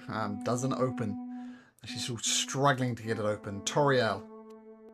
All right. I'm gonna try to do a firebolt. See if that Sure. does any damage to it. Sure. Oh, 27. Natural 20. Natural The 20. firebolt slams into the glaive and dissipates harmlessly. Damn it! Well, at least it was just a cantrip. But what a waste of a crit. Okay. Well, I'm gonna reserve my bonus action then until I can figure out what damage type it takes. So I'm gonna step back a little bit with Timely on my shoulder, and that will be my turn. Oh, you know what? I'm gonna try to telekinetically shove it. If I may. Oh, sure. DC 13, strength save. You gotta telekinetically shove it and it doesn't move. Okay, that is my turn. Mistle says, "Oh shit, Toriel! Only got freaking fire spells. Get out of there! You're too close, Mistle." She casts shield on herself, because why not? +5 to her armor class, and she rushes downwards. So that hides behind the statue over here. Vinnick, still afraid. What do you do? I am. I'm going to try to shoot another arrow at him. It. Sure. So here I go. Disadvantage again. Yep, you're still afraid of this. Is it this tune, this glaive, and you fire it, and it bounces harmlessly off the wall behind it. All right. I too don't know how to hit this, and I'm freaking frightened of it. And knowing that's impacting my ability to think well and shoot straight. So I'm going to also move back and kind of feel like we're all bunched together here, which is probably not a good thing. So I'm gonna go 5, 10, 15, 25. Okay, I'll be over to here. You can make another wisdom saving throw to become unfrightened. And wisdom saving throw. Come on, man. Do it this See, time. 15. Sorry. Oh, dearie me. That's not what you wanted. So still cowering in fear with whatever the hell is happening. This is weird. Gala still dodging, shield up, both shields up. What do you do? She's gonna say, scream, no! And then she'll bring out her +1 new sword, and she'll swing at it. Okay. So no longer Where- dodging, where- obviously. Okay. No more dodging. Why aren't you going out there anymore? Oh, I'm in my inventory. Hold on. There we go. Okay, so swinging your Oh, flash new sword, he's lucky at that. and it actually connects with the glaive, but just with a big bang sound. Oh, But so your second one, you're sure is going to hit, and you get it right at the hilt, and your sword bounces off, and you do no damage. Okay. What? Is it just like is it just just a glaive and nothing holding it? It's just by itself, like Floating a glaive. weapon. Yep, it's a floating I'm glaive. gonna. Well, I've already used my attack. Started my attack, so I can't do another action then. So Matt, I'm sorry. So you did hit with a 23, or is Yeah. it's disadvantage? Yeah. Okay. All right. So no damage. Magical weapons either. This thing's tough. Oh my god. What do we do? Well, that's the thing. Oh, where did it come from? Did it come from this side here? Yeah. So this is I the was thinking- statue of Prince Krasner, and once again, his signature weapon was the glaive. That's what he wielded. There's Walk still over a, to it. there's still a Statue. rock version of the glaive there, and a ghostly version of the glaive. I'm gonna attack the statue. Okay, on the next turn, you can absolutely do that. I need 2 attacks, right? You already did 2, didn't you? You're 8 and you're 23. That was my lucky roll. The 23. Oh, was it? Okay, so sure, one more attack. I'll attack the statue then, and see what happens if I do that. It's a statue. 12. Well, you hit it. Maybe you could do some damage to it, but not with that roll. All right. Okay. Okay, so you feel you could do damage to it, you just didn't hit it in the right spot. And then you I'll retreat go back right there. Ghostly glaive hovers. And you hear the voice just echoing around the chamber once again. Murder. Murder. And it floats down and hovers between Gala and Rupert Piper. First it's going to attack Gala. It should just be a straight roll. I think I'm looking for a 22. Rolls a 22. You take 9 points of force damage. So no saving for that or anything. So 9 points of force damage. And it's going to swing at disadvantage at Rupert Piper. And that's going to hit. Anybody want to do anything? Again? So -7 off the roll. The glaive Off the dead. cuts into Rupert Piper, but not enough to kill him. He goes down to about half hit points. He's a bit more strong than Lily Flax. But he survives the blow. The nobles continue to run and scream either into the far corners or to bash on it. Half of them see what Glaive did and they disappear off to the side, and the other half continue to bash on the door, getting absolutely nowhere. Bess, what do you do? Athena's still crowded by some nobles, yeah? There's one here and one here. Yeah. That can't stand. Attack. Alright, swinging with the scythe. That's a hit. Make your minimum damage. Down it goes. And then let's see.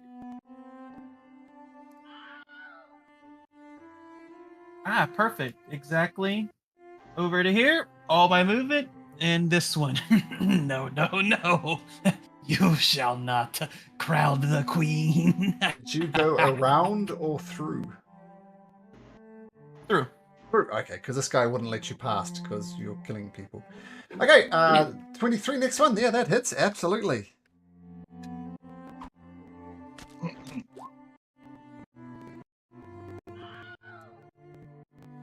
Yep. And kind of not maliciously, but in the what's taken over me right now, looking at Lord Simonder.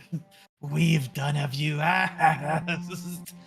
Protect the queen. Long live the queen.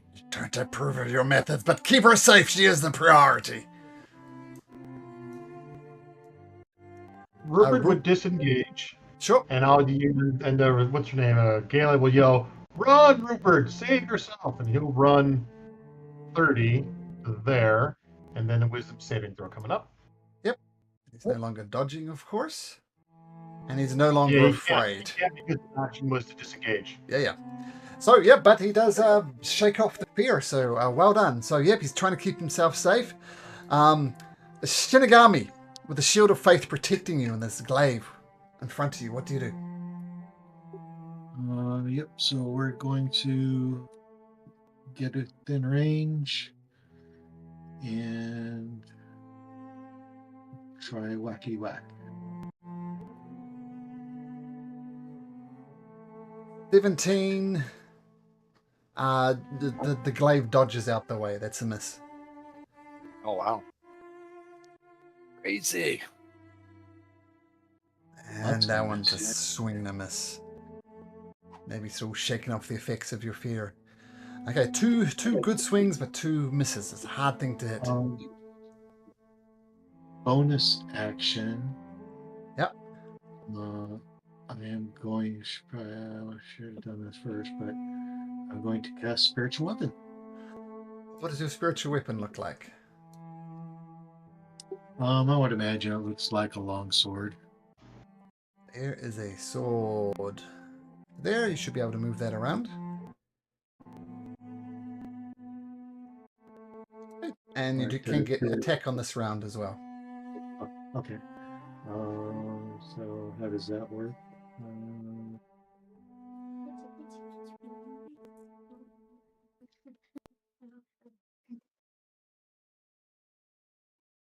Horse, damn it. Oh man.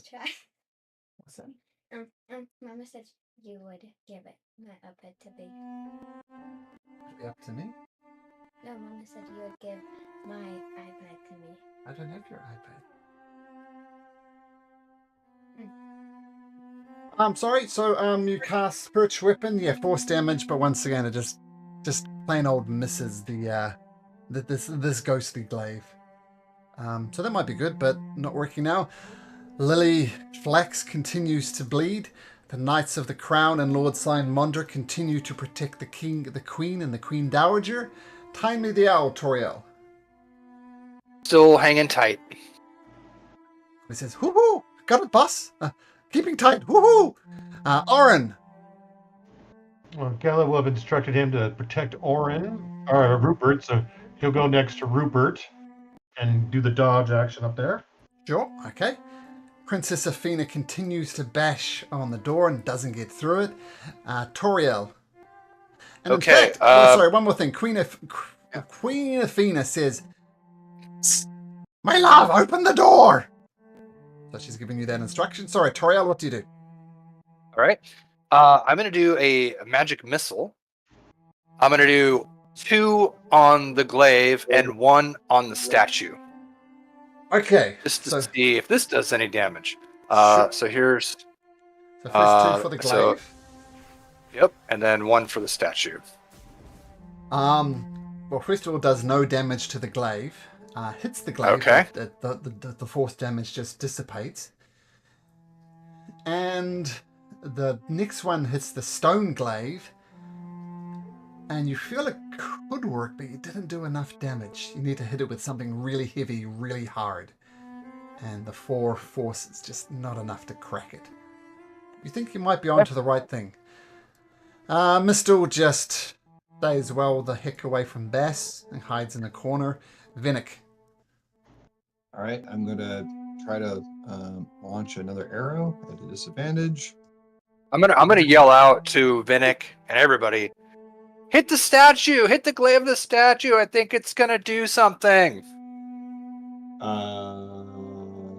So when we say the statue, that's not where that's where it came from, right? Okay. Yeah, All right. that's where it came from, exactly.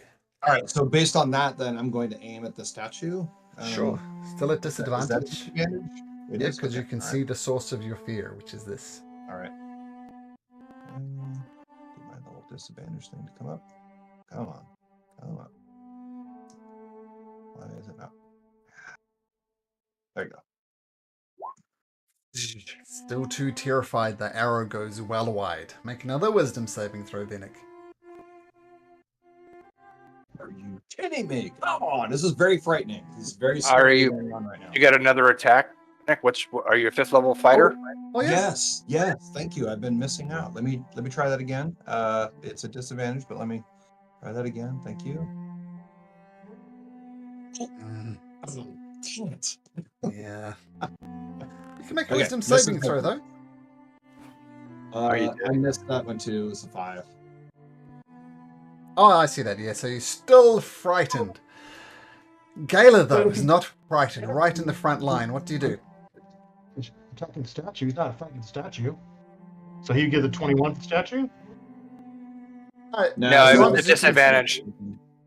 Disadvantage only against the target of his fear, which is the spectral glaive. I think it's That's why it's why you can see it. Yeah. Or when Well, you can still see see the it. source of your fear, then you're at disadvantage. Would I? So this is a player question. Would I know that if I like moved to a spot where I couldn't see the source of my fear? Would I know that that would not distract me? Well, you could duck down like here behind the statue, but as soon as you pop your head out again, you're going to see the source of your fear again. But we if can I find- came over to here and I was shooting directly at it, would I be obscured from this?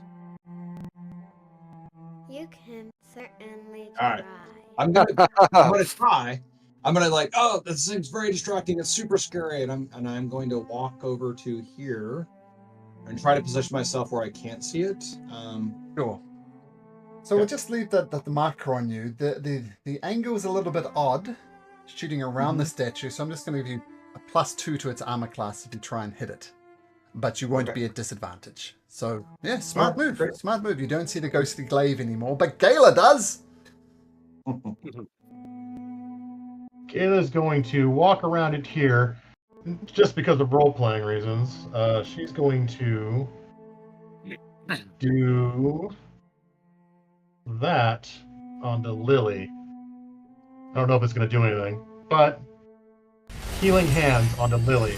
I mean, I know she's a bystander. I'm just whatever you roll. And then Doesn't take in the same way that you tried to heal the king. It's just plain old dead. that's my action.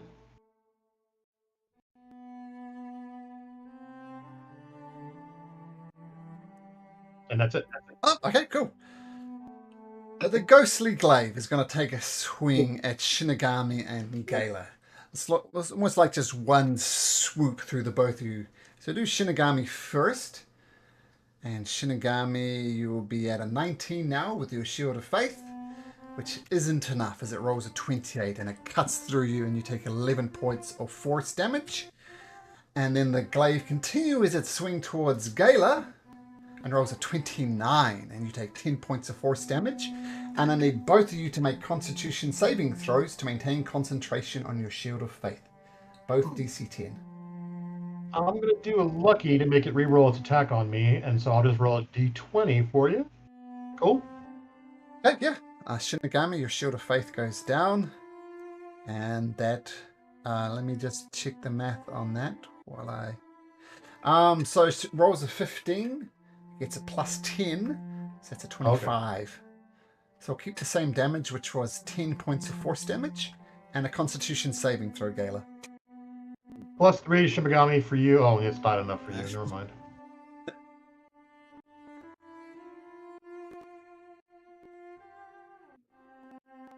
Yep, you maintain concentration on your Shield of Faith as this thing just cuss, a clean thing, and a spray of blood comes from both of you. Nobles continue to do noble things, cower around corners. Bass, your turn. Athena's clear from being suffocated by nobles trying to get out. Yes, she has people protecting her. Knights of the Crown, Lord Signmonder. Athena, what do you wish for Door! we to do? Open the fucking door! I'll attempt to attack the door with the scythe. See if I can make any headway Sure. on it. 18 and a 26. You cut across the door, you do some minor scratches. Put your fucking back to it, you scrawny rat! Careful, we could have let those nobles squish you. The fucking door! Rupert! Rupert's gonna run away into the corner. Shinigami. All right, so bonus action. It was this statue, right? Yep. Okay. And where'd it go? No, there.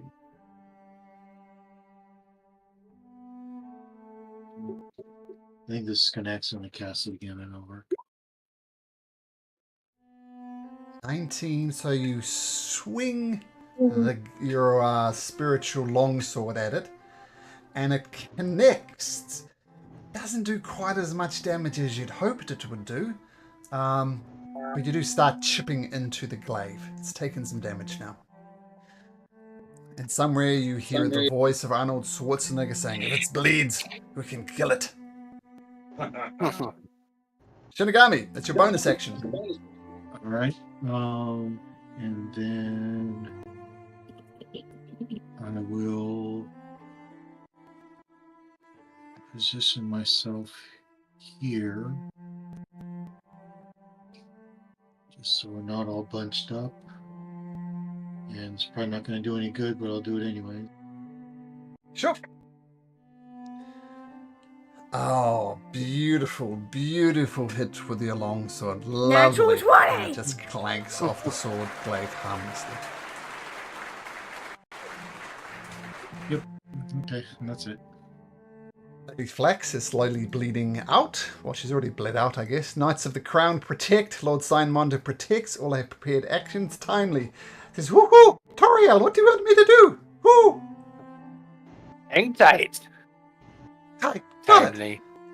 And you feel the claws of Timely just digging into your shoulder ever so slightly as she's hanging tight. And she flips upside down, because that's what owls do. Oren! Protect Rupert? Move, see people attack the statue, and then move to attack the statue. Okay, so make an attack roll. Bang, no damage. And then he'll move back. Well, if you want to want one, I'll give you one. There you go. Princess Athena says, "I didn't think I could be any fucking clear, you scrawny runt! Open the door!" Toriel. All right. Let's try this again. All on the statue. I'm gonna do a third level magic missile. So that'd be 3, 4, 5 missiles. 5 missiles. I'm just gonna roll this way. That'll take less time. So that's 5d4 plus 5. OMG, that's terrible. 13 points of damage, force damage. Let me think. So your first magic missile slams into the glaive, dissipates harmlessly. And that just repeats for all 5. They're just not doing enough damage. He said statue. Yeah, statue. Yeah, statue. And they all hit simultaneously per the spell description. Let's have a look. Throw that up there. This magic missile counters multiple attacks. The one spell effect. Okay, so they all hack together. So in that case, your magic missiles slam into the statue. The statue takes on some damage. And yeah, got through. 13 turns out is enough. Once again, not doing quite as much as you hoped to. Okay. Mistil. Mistil is going to say fire. Why did I choose fire as my school of magic? Venick, away from the line of sight of the glaive. What do? You can take a shot. Yep. A normal shot. Yep, I'm going to do that. So here goes my first shot. Ding, bang, that's a miss. All right, I will shoot again. Yes. Miss. Make me another wisdom saving throw, though. Alrighty. Still frightened. Do you stay where you are? Yep, I'm going to try to keep, I'm going to say hidden from it, but not in my view. Yep. Okay, cool. And Gala, you and Shinigami are trying to get this sword, but it's just not working, and you leave its attack range, and it takes a swing at you with a 17, which will miss. The glaive swings and miss. Oh, I'll say to Shinigami, hold it down! And I'll attack the statue. Coming up with 1 and 2 attacks. Okay. Now, just for clarification, are you touching the statue or the glaive? Statue. Oh, the Statue. glaive. The glaive. Oh, the glaive itself. Okay, the second attack does nothing at all, but the first one does. So roll damage for the first one. We'll put a smite into it. Second level smites. I always forget the smites. Hold on. What is the smite? 3d8. Yeah, you're right. Sorry. Second level is 3d8, and it's not undead or anything like that. Oh, actually, is it?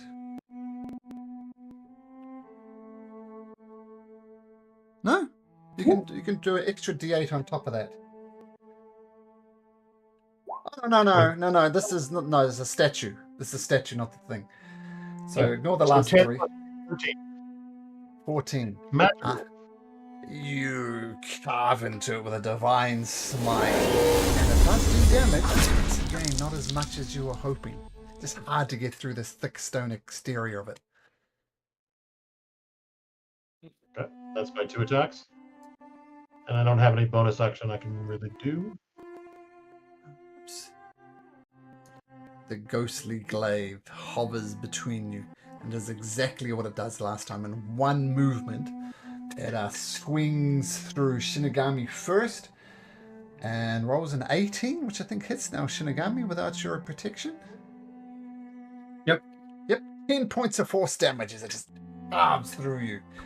And then going for Gala, who still has her shield up, rolls a 28. Ugh. How much? 11 points of damage and a constitution saving throw, please. Oh.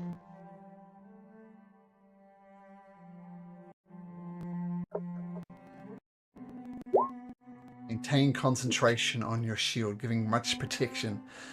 Nobles cower in corners. Bass.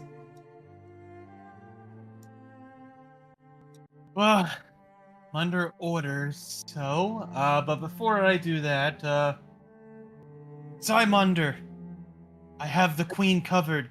Send some of your men to help out Gallia. Coping fine. I will protect the king at all queens at all cost.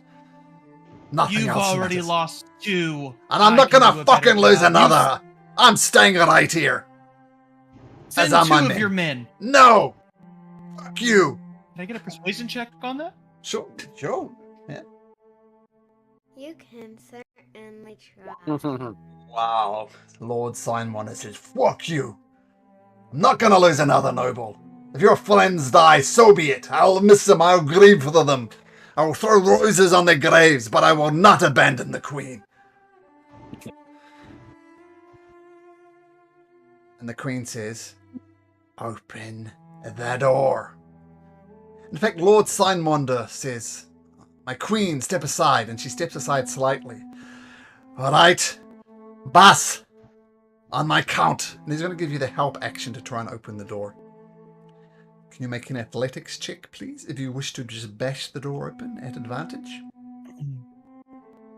Okay, so here's my question. When I attack, even though it's with the scythe, I get to use my charisma modifier because of hexblade stuff. So can this be a charisma bash since it's with the scythe? Sure, why not? Okay, so we'll just throw my charisma plus proficiency on this. I'll just do a normal d20 plus 7. Yeah, that's going to be a 9. Oh, It's an advantage, you said. Hold yeah, on. he's helping out. 9 plus 7, 15? Harder! Try again! You feel like you could maybe do it, but not with Oh, those rolls. I have 2 attacks, so do I get a second go? Sure. Okay. Here, I'll just do 2 d20s. What's the highest one? Natural 20 for a 27. Wow, 27. Bash! Door doesn't move. Try harder next time. As the Rupert? player laughs, there's nothing harder than a 27. You know all about failures on a natural 20, don't you, Doug? Yeah, sure do. Rupert Piper! Dodge action. Good to go. Shinigami. Put him right in the corner. Shinigami. Gonna move there. Yeah. No, so bonus action.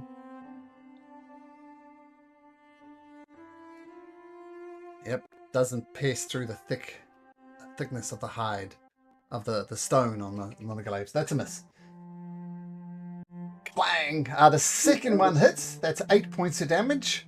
You chip a little bit of the glaive. Once again, not quite doing as much as you'd hoped, but it is gradually going down. Nope. Okay, cool. Lily Flex is going to bleed. Knights of the Crown are going to dodge, are going to hold actions. Lord Signmonder is helping Bass. Timely. Woohoo, Master! I feel kind of useless. What now- should I do?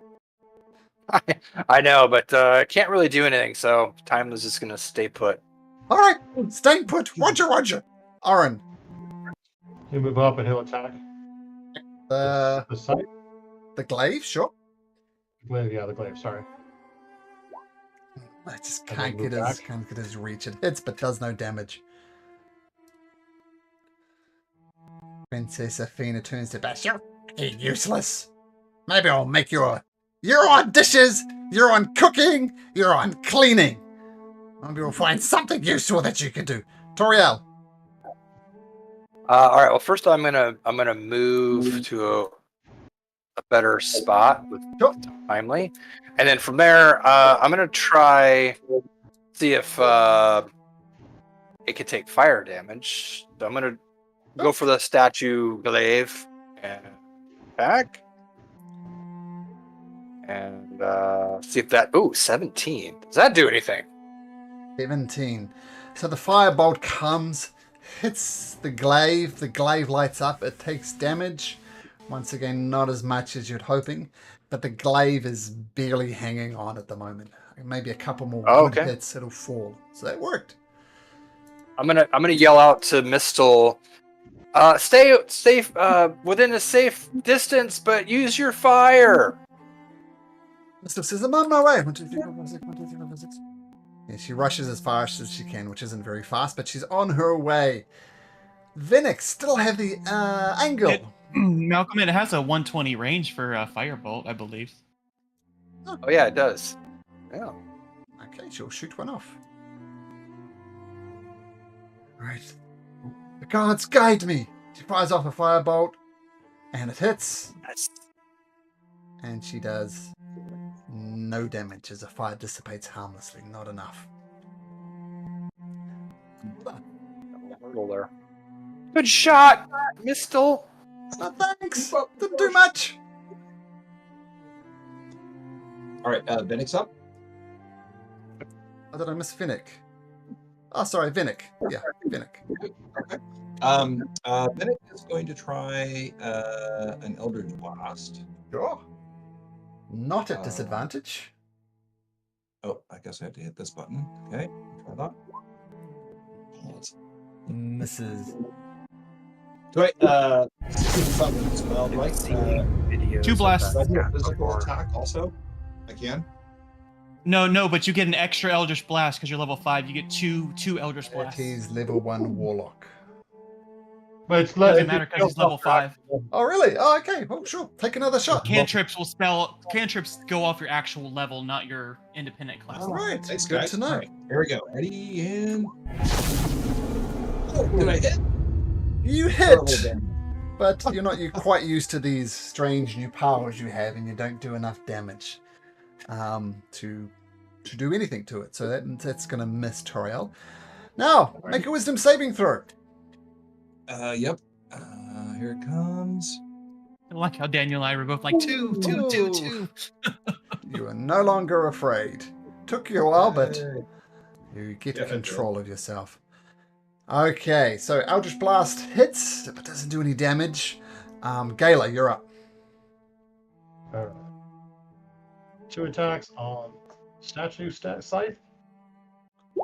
First one hits. Second one hits. All right, I'll do that one, 10 damage, and then I'll do a smite on it, and it's 48. You were saying? At 3d8. second level, it's 48. Oh, no, 3d8. 3d8 at second level. It's not undead. Okay, so 3d8 coming up. 28. Nice. Okay, and your second one hits as well. And roll damage for that. Okay. 6, and I'll do a first level smite, so 2d8. Yep. As spells, I believe. So 12. So 18 or 28 plus. Oh, the 28 first one, and yeah, there you go. 40 total. The statue that I've been carefully keeping track of on a different level, on the GM layer, if you're familiar with Roll20, so as to not give away any clues. That is enough to shatter the glaive, and this glaive here disappears, and you hear it saying, "Murderer, your line will end here, and your deed will be avenged." And then it vanishes off. The ghostly tune stops, and you'll take a moment to catch your breath. Now, just in case you're interested, the glaive was immune to all damage, except for, I think, radiant, and nobody was doing any radiant damage. So no matter what you did to the ghostly glaive, nothing apart from that type of damage. And when I said you were doing reduced damage, it's because it had a damage threshold of 5. So if you did 10 points of damage to the statue, you were only doing 5. So it wasn't resistant to anything, it had damage threshold. My divine smites are radiant. How much, I'm just out of curiosity, how many hit points did the scythe have, if you could share?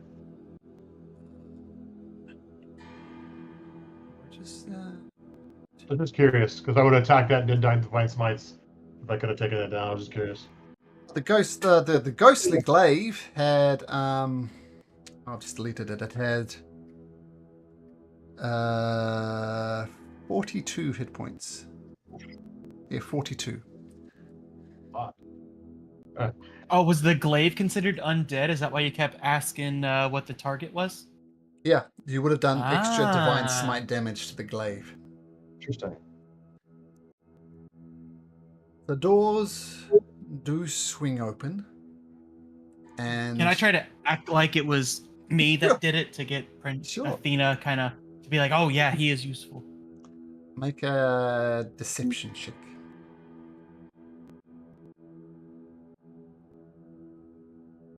Let's see how insightful the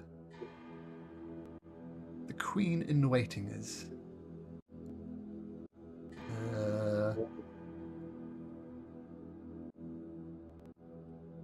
Insight is charisma. No, inside is wisdom. Oh, wisdom. So that's. Still makes it. Trixie. Honesty is the basis of any good marriage. And she storms off, followed by Queen Laurencia, who is somewhere. and Lord Moinder sends his guards to escort them to the palace, which isn't actually that far away. And this is the bottom level of the palace, but they have to go out and up. Lord Signmonder takes a breath. All right. Anybody have any ideas about what the fuck that was?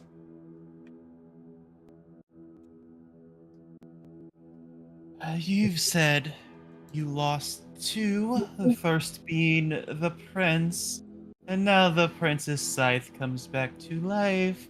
Why don't you tell us what it was since you lost him the first time?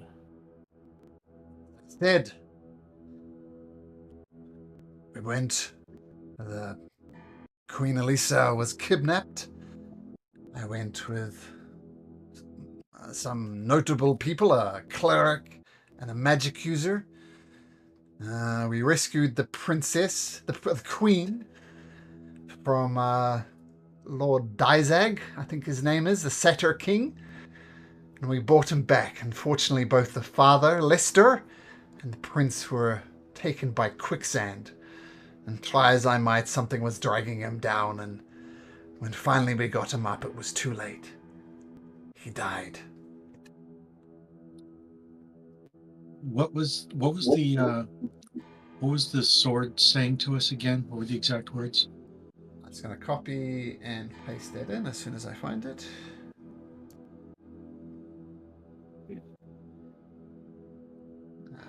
Yep.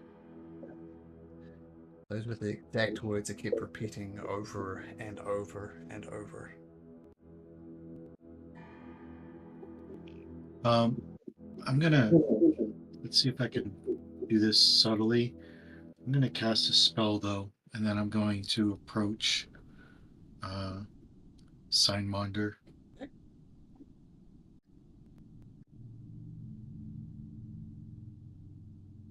To do it subtly, I'm going to need you to do a sleight of hand check.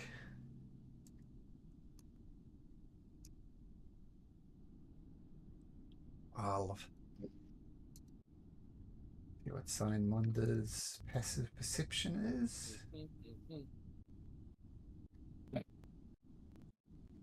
What are you doing, lad? He notices you casting a spell. You do not trust I me? just want to make. Yep. And I just have to be. Let's see. I think it's 15-foot radius, so I don't even have to be that close. But so I just need to know. Do you know what it means by who it's calling a murderer, and what deed will be avenged? Do your question first. Do you not trust me? Casting Trust but spells verify. on me. Well, the spell's on me, so I don't know if you would know that. It's centered on me, and then anybody in the zone has to tell the truth. Well, he's actually a magic user himself, and he's got the Zone of Truth spell with him, so he's very much aware of what you're doing. So if you're verifying what I say, you don't trust me. My job is to get to the truth, so I need to make sure I know the truth. Now answer my question. What was your question? Who was it? Do you know it was calling a murderer, and what deed will be avenged? What was it talking about?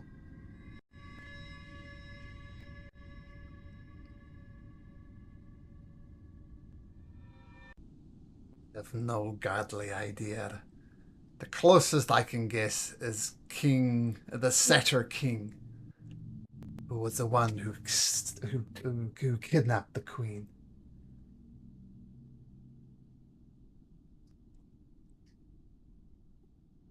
So who was murdered?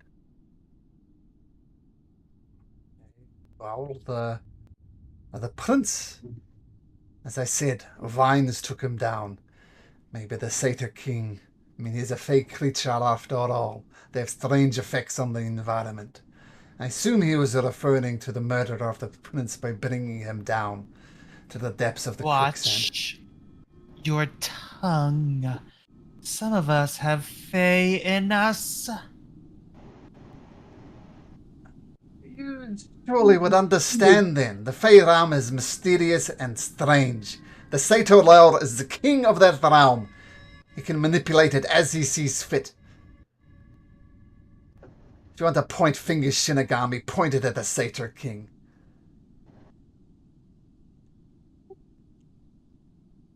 I'm not pointing fingers. I'm asking questions to make sure I get to the bottom of this. So you have no idea what it was talking about or whom it was talking about. First thing I asked all of you, what the fuck is going on here? I mean, the king is dead. I'm going to live with that shame for the rest of my life. And I saw another royal slipping through my fingers with both queens, the queen dowager and the queen in waiting. These are dark times. I do not know what the crazed spirit was referring to. It seems angry, though. Perhaps it wants vengeance on the Satyr King. Don't understand why bringing the body of his father would trigger such a reaction from a man long dead. These are mysteries yet to unravel, but I have no godly idea. Does that answer your goddamn question, plus poking Shinigami in the chest? And who is the statue again? I'm sorry. Prince Kresner. So the just a sec. Handout that'll help clarify this. Oops. So this is the first royal family. On the left there, that's King Waldron Azanar. That's the one who just died. Prince Kresner, you notice the glaive in his hand? That's the one who attacked you, who his statue, his mausoleum, his grave, that glaive became ghostly and attacked you. And the lady on the right is the first queen, Queen Elisa. She was the one that just died of natural causes. And at that point, Queen Laurentia married, and they had Princess Athena as a daughter. Does Wasn't make that sense? the queen who also came back as a demon to kill the king? Yeah, so that lady on the right, that was the one who came back as technically a devil to kill the king. So everybody there is dead now. You know why the queen came back? To seek vengeance on the king? I do not know. And you mentioned demon summoning at the old grinder. And you mentioned a winged creature, and she had wings. I do not know. Queens killing kings. Princes coming back from the dead with his glaive at lice, calling murderer. I have no godly idea. Who else that's still alive was with you when you took on the Satyr King?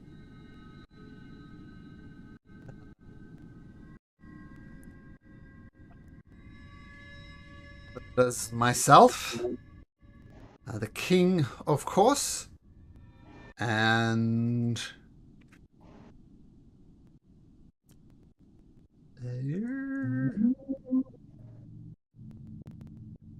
there's my court wizard, or the king's court wizard, Master Eden. If you want to question him, you can find him at the Arcane Tower. He's there. He used to rule it, but he's no longer the leader there. And there was also Father Lester. He came along as well. Father Lester fell at the same time the prince did. So I guess the only people alive you could talk to is be Master Eden.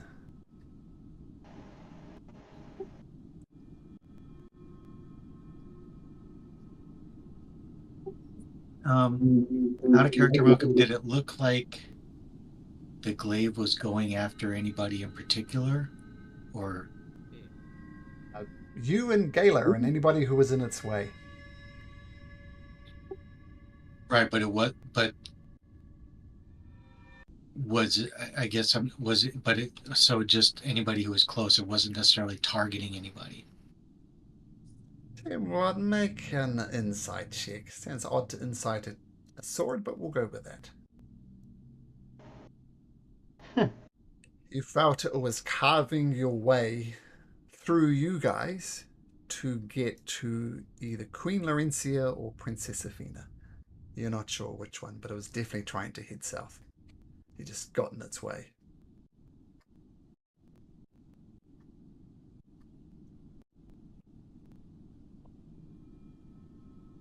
Where was the then Princess Athena? I guess she wasn't born, was she? No, she wasn't. He remarried Queen Alyssa, who was kind of a maid at the time, and some eyebrows was raised that he effectively married a young maiden. She was like 19, 20 at the time, but married her he did. And the rumors, well, people talk, and the king is especially and wasn't especially infatuated with Queen Laurentia. Like, he was known as a womanizer before this, like every king before them. But people were surprised how devoted he was to Queen Laurentia, so they kind of dismissed it as true love or some other thing.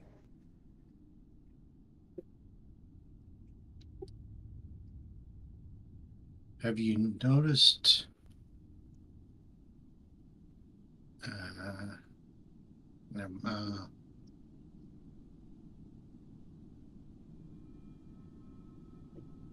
does the Queen seem to? Because Queen Laurentia seem to have any magical powers? Are you asking Lord Simondur or asking me? No, I'm asking Lord Simunder. Not that I've seen. I mean, she used to dote on the king, and the king used to dote on her. And that was pretty much all they did. I've seen no magical abilities.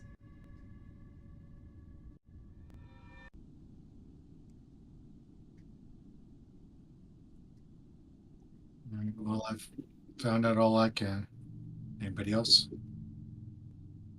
While that's all happening, Gala is going to would have rushed towards Lily Fax while you guys were all doing that. Well, you rush to Lilyfax. I have to rush and help my daughter with a spider again. So take a brief break, and then you can grieve. I'm not sure. Lilyfax. We'll be back in just a second, guys. Have a little relax.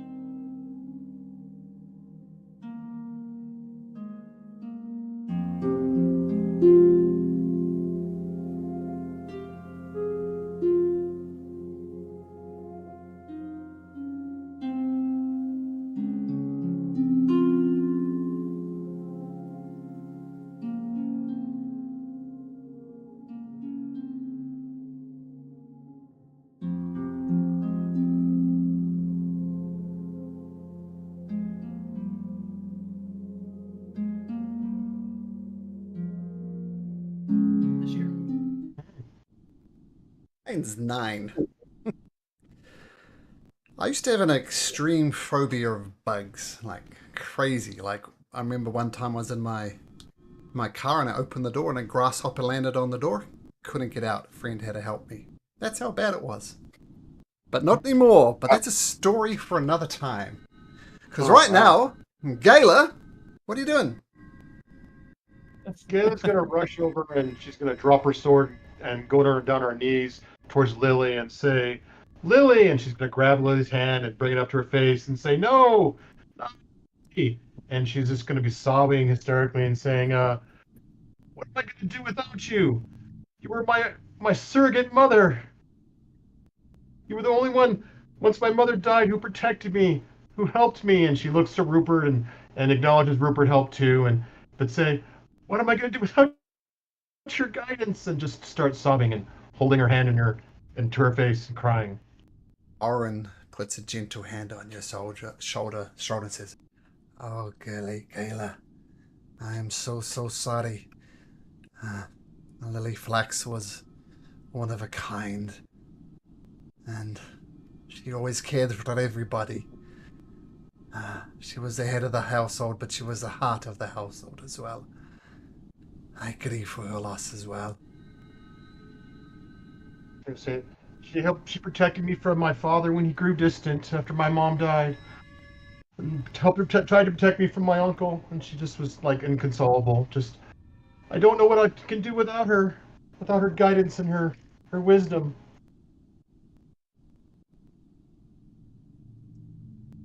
My first thought, Gayla, is,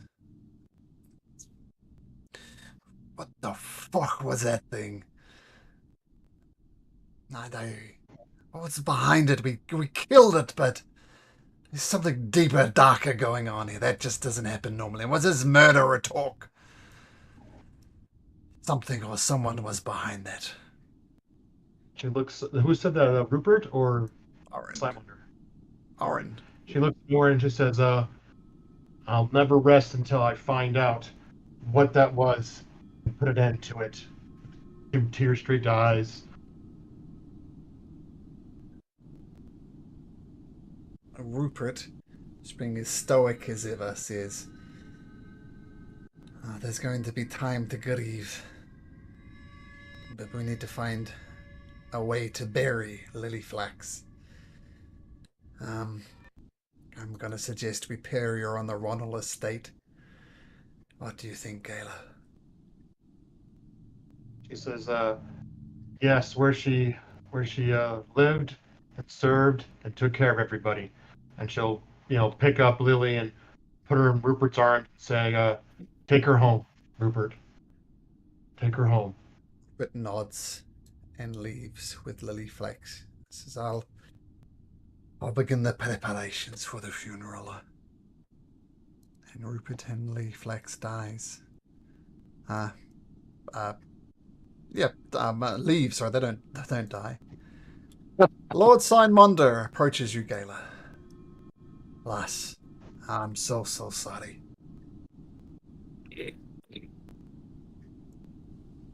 He'll look at her and say, "Nothing but horror has come from this kingdom." Just look at him, and nothing but tragedy and death.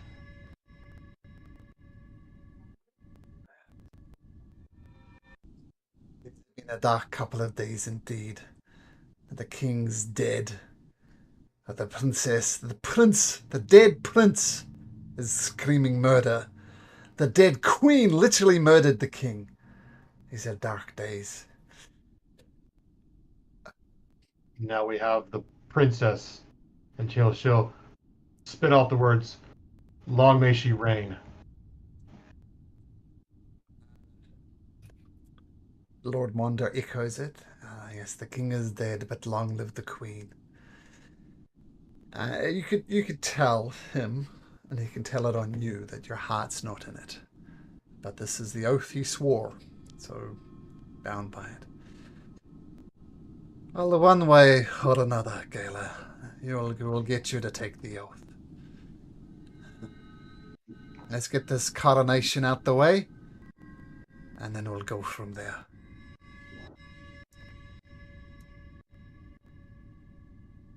mean, I know there's going to be time to grieve, but you still have a job to do tomorrow, right? This changes nothing. When she says, "Does it?" kind of in a hushed tone, it's like not super loud, but just does it, and shakes her head. Your side is a private word with you. Voice channel 2, if you'd be so kind, Daniel. Uh-oh. Pushing my luck. The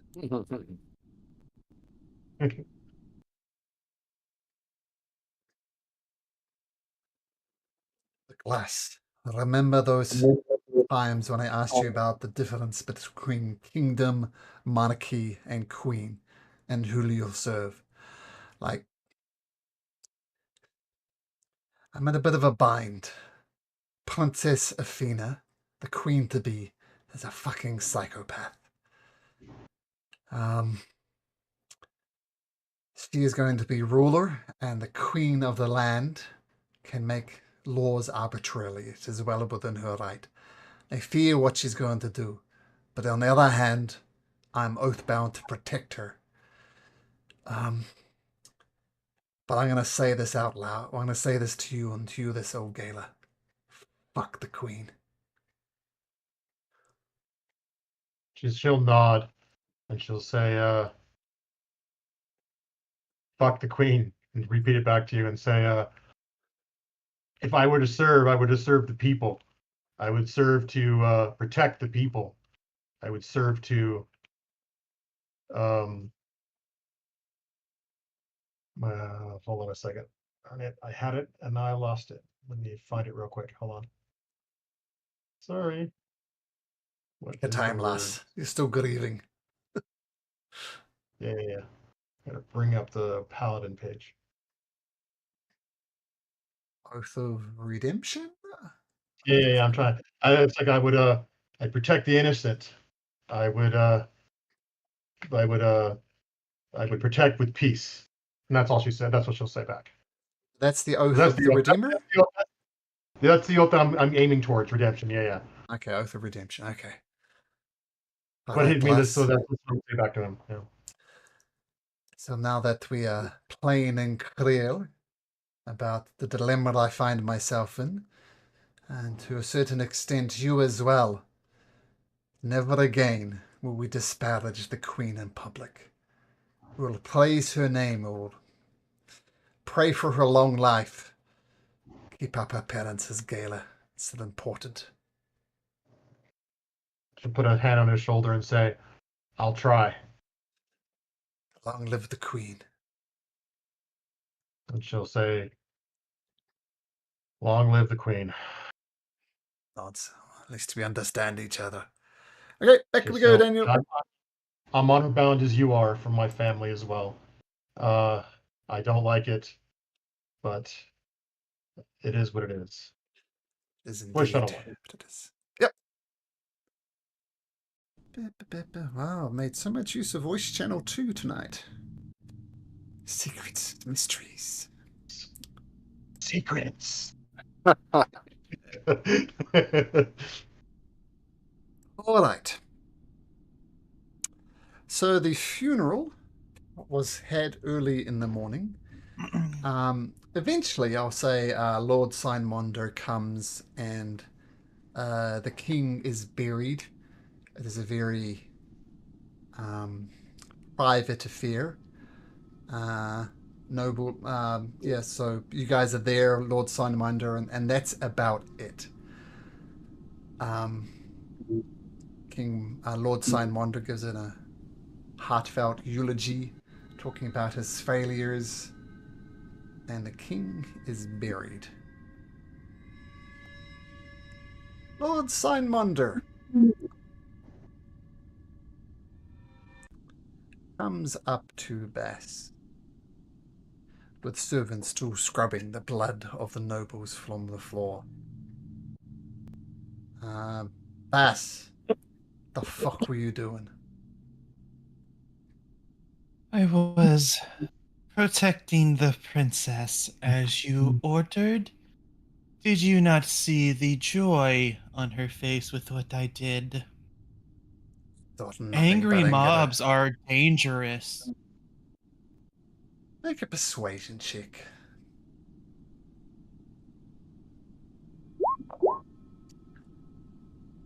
I understand where you're coming from, Bass. There are better ways to deal with the mobs. I find throwing them around is equally as effective. Give them a punch to the face, knock them out. We do not cut them down. Do better next time.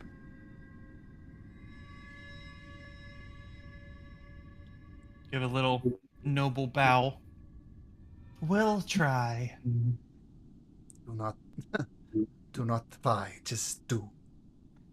It's an angry mob. There are better ways than cutting them down like cattle. Use the blunt of your scythe, knock them out. Don't want to see that again, but I understand where you're coming from. The king, the queen, and the queen dowagers are of paramount safety. Just try something different next time.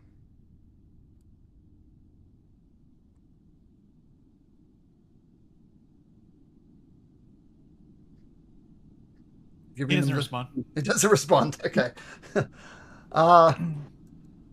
Okay, so the king is finally buried. Lord Simonda starts making preparations for the coronation. What do the rest of you guys do? Short rest. Short rest, yep. Easy enough to do. I took a beating. Yeah, short rest. Okay. 72.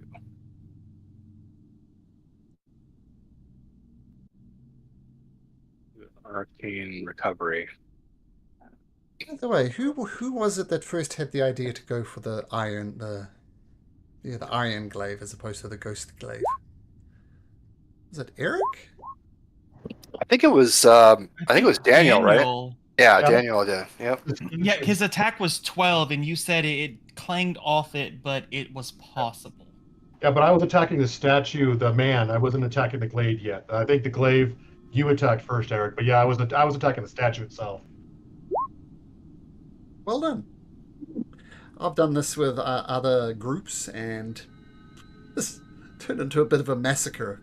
So destroying everything. I actually went through all their spells and attacks before the session. None of them had the right type of damage, and they were just being slaughtered by the glaive. Oh man. That'd be brutal. Yeah. Yep, so well done for working that out. I mean, the ghostly glaive can attack 2 adjacent creatures, which is why I was kind of swinging around. It has a +10 to hit and 2d6 +5 damage. So that adds up when you literally can't kill it, right? Yeah. All your attacks were failing. So well done for working that out. I think you already have a point of DM inspiration, Daniel, but that would be worthy. So well done. Okay, so sorry, back to the question. What do you guys do? Short rest, done. Is the coronation today or tomorrow? Tomorrow.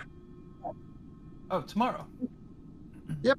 As Lord Simonda said, it's kind of lucky because nobles and people of note would come to the coronation. And it would usually take a week or so for them to travel, but they were here anyway, coincidentally, for the King's Games.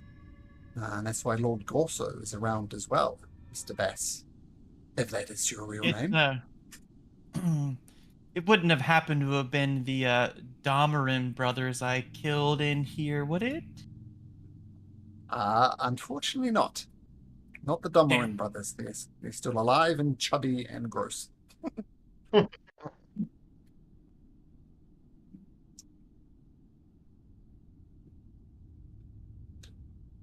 I would probably go back to Ronald Manor if there's nothing else after this. I wouldn't go anywhere else and just talk to my cousin and all that kind of stuff. So I would just call it a day if there's nothing else we're doing. I would probably just mention to Simunder before he left. Say, I know this is, you're probably already aware of this, but or already thought about this, but if there's any way to increase the guard for the coronation, I mean, if it could happen here in the crypt, I mean, who's to say something might not happen during the coronation? That is an excellent idea, Toriel. Double the gardens, or just protect the Queen Dowager. Excellent idea. And So- yeah, with that, yep. Rest up. So you'll go back and funeral preparations are underway for Lily Flax. It'll take a couple of days to organize some things before she's put in the ground, Daniel, or burned. Okay. What was she doing? Funeral or cremation? I guess burial or cremation. It's a good question. Let me I would see. say that usually people are buried. Yeah, people probably. like that. So suitable. Yeah, she's the head of the household, so she'd probably be buried somewhere by them. Yeah. Okay. So we'll say, just for convenience, there's a wake happening for Lily Flax at the moment. People are coming, paying their respects, and some out-of-towners as well. Some of the nobles from other cities, other districts that come and they pay their respects to her as well. She's well known and well loved.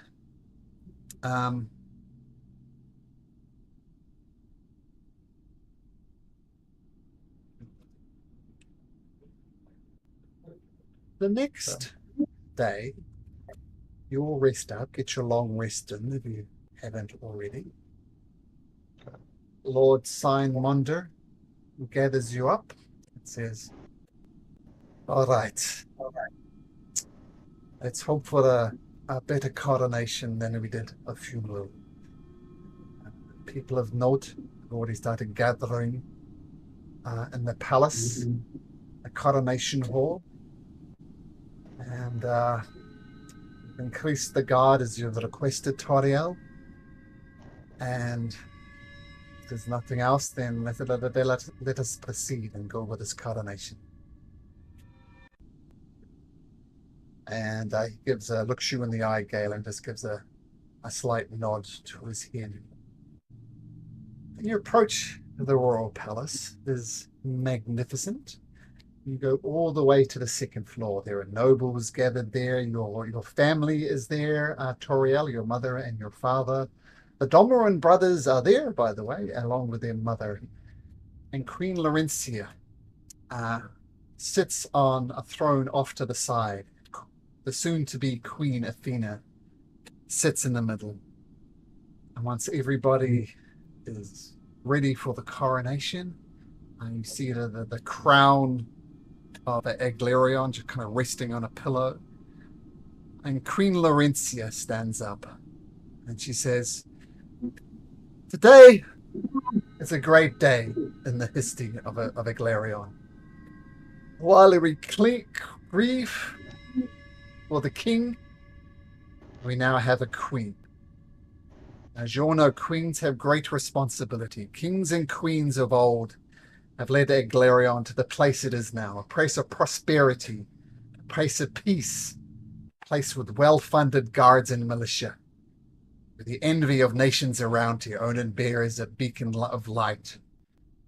Now the responsibility for her protection falls to the soon-to-be Princess Athena. And in her wisdom, she can pass laws as she sees fit. And I am sure they'll be just laws that will serve the populace. And the queen takes the crown, presumably taken from King Eglarion, and puts it on the queen's head.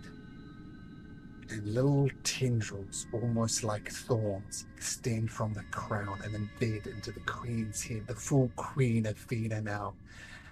And a crackle of lightning and thunder erupts, and everybody instantly looks outside. The sky has turned purple with lightning, and a horrendous rain starts pummeling down.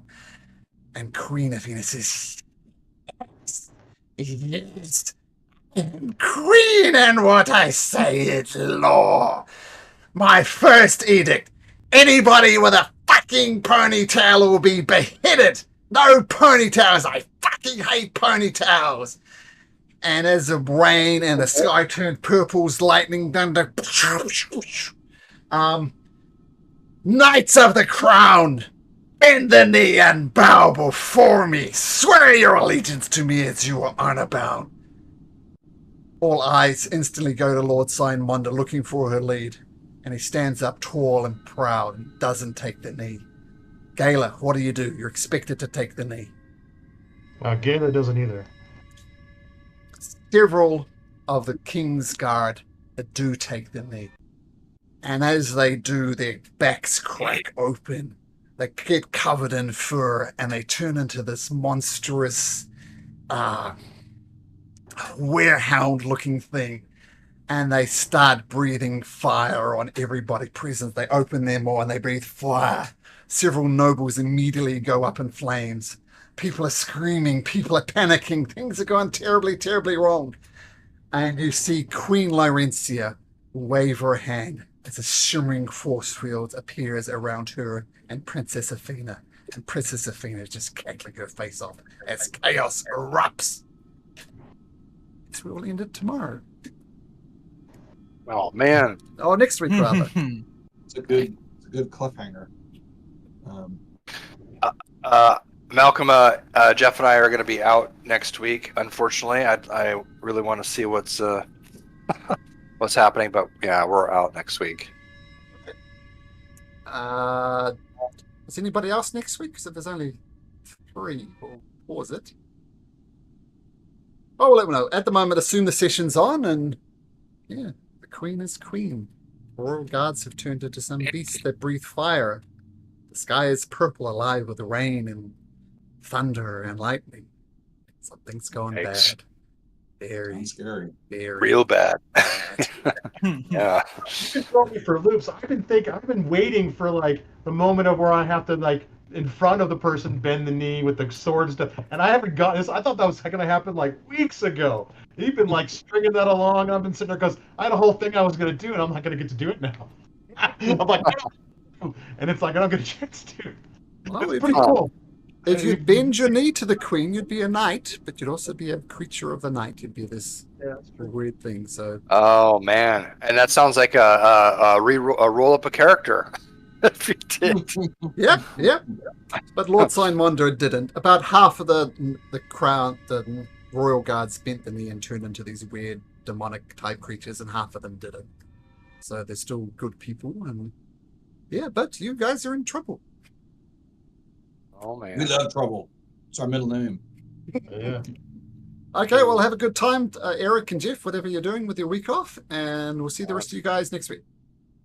Sounds good. good. All right, You thanks got, everybody. You got Take 2 care. minutes, Malcolm? All Sure. right, take care. Bye. See you guys.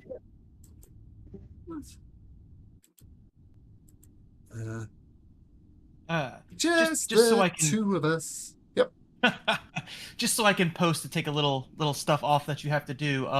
Friday is canceled till we get 2 more people. I know I'm going to run Friday. And depending on what Josh says, we'll see. Oh, that's what I mean. I mean canceled until we get like 1 or 2 more people. Like we're not just going to continue with the 3 of us right now. We're going to do like a little break until we get another person. We've got 4, don't we? Do we have 4? We had 6 to start with. Oh, we do. For some reason, I thought it was like Wednesdays and we only had 5. Now we'll stick with Raiders, but I asked a couple that when I posted it, they'd been part of another game. They said, yeah, we're in, but then they backed out, so I almost had 2. So I'm starting advertising around the place, but we'll still run with Raiders tomorrow. Okay, so we're sticking with Raiders. Okay, that was my question. Mhm. Alrighty, I'll see you tomorrow then. Okay, see you later, Doug. Bye-bye. Alright, see ya. Bye.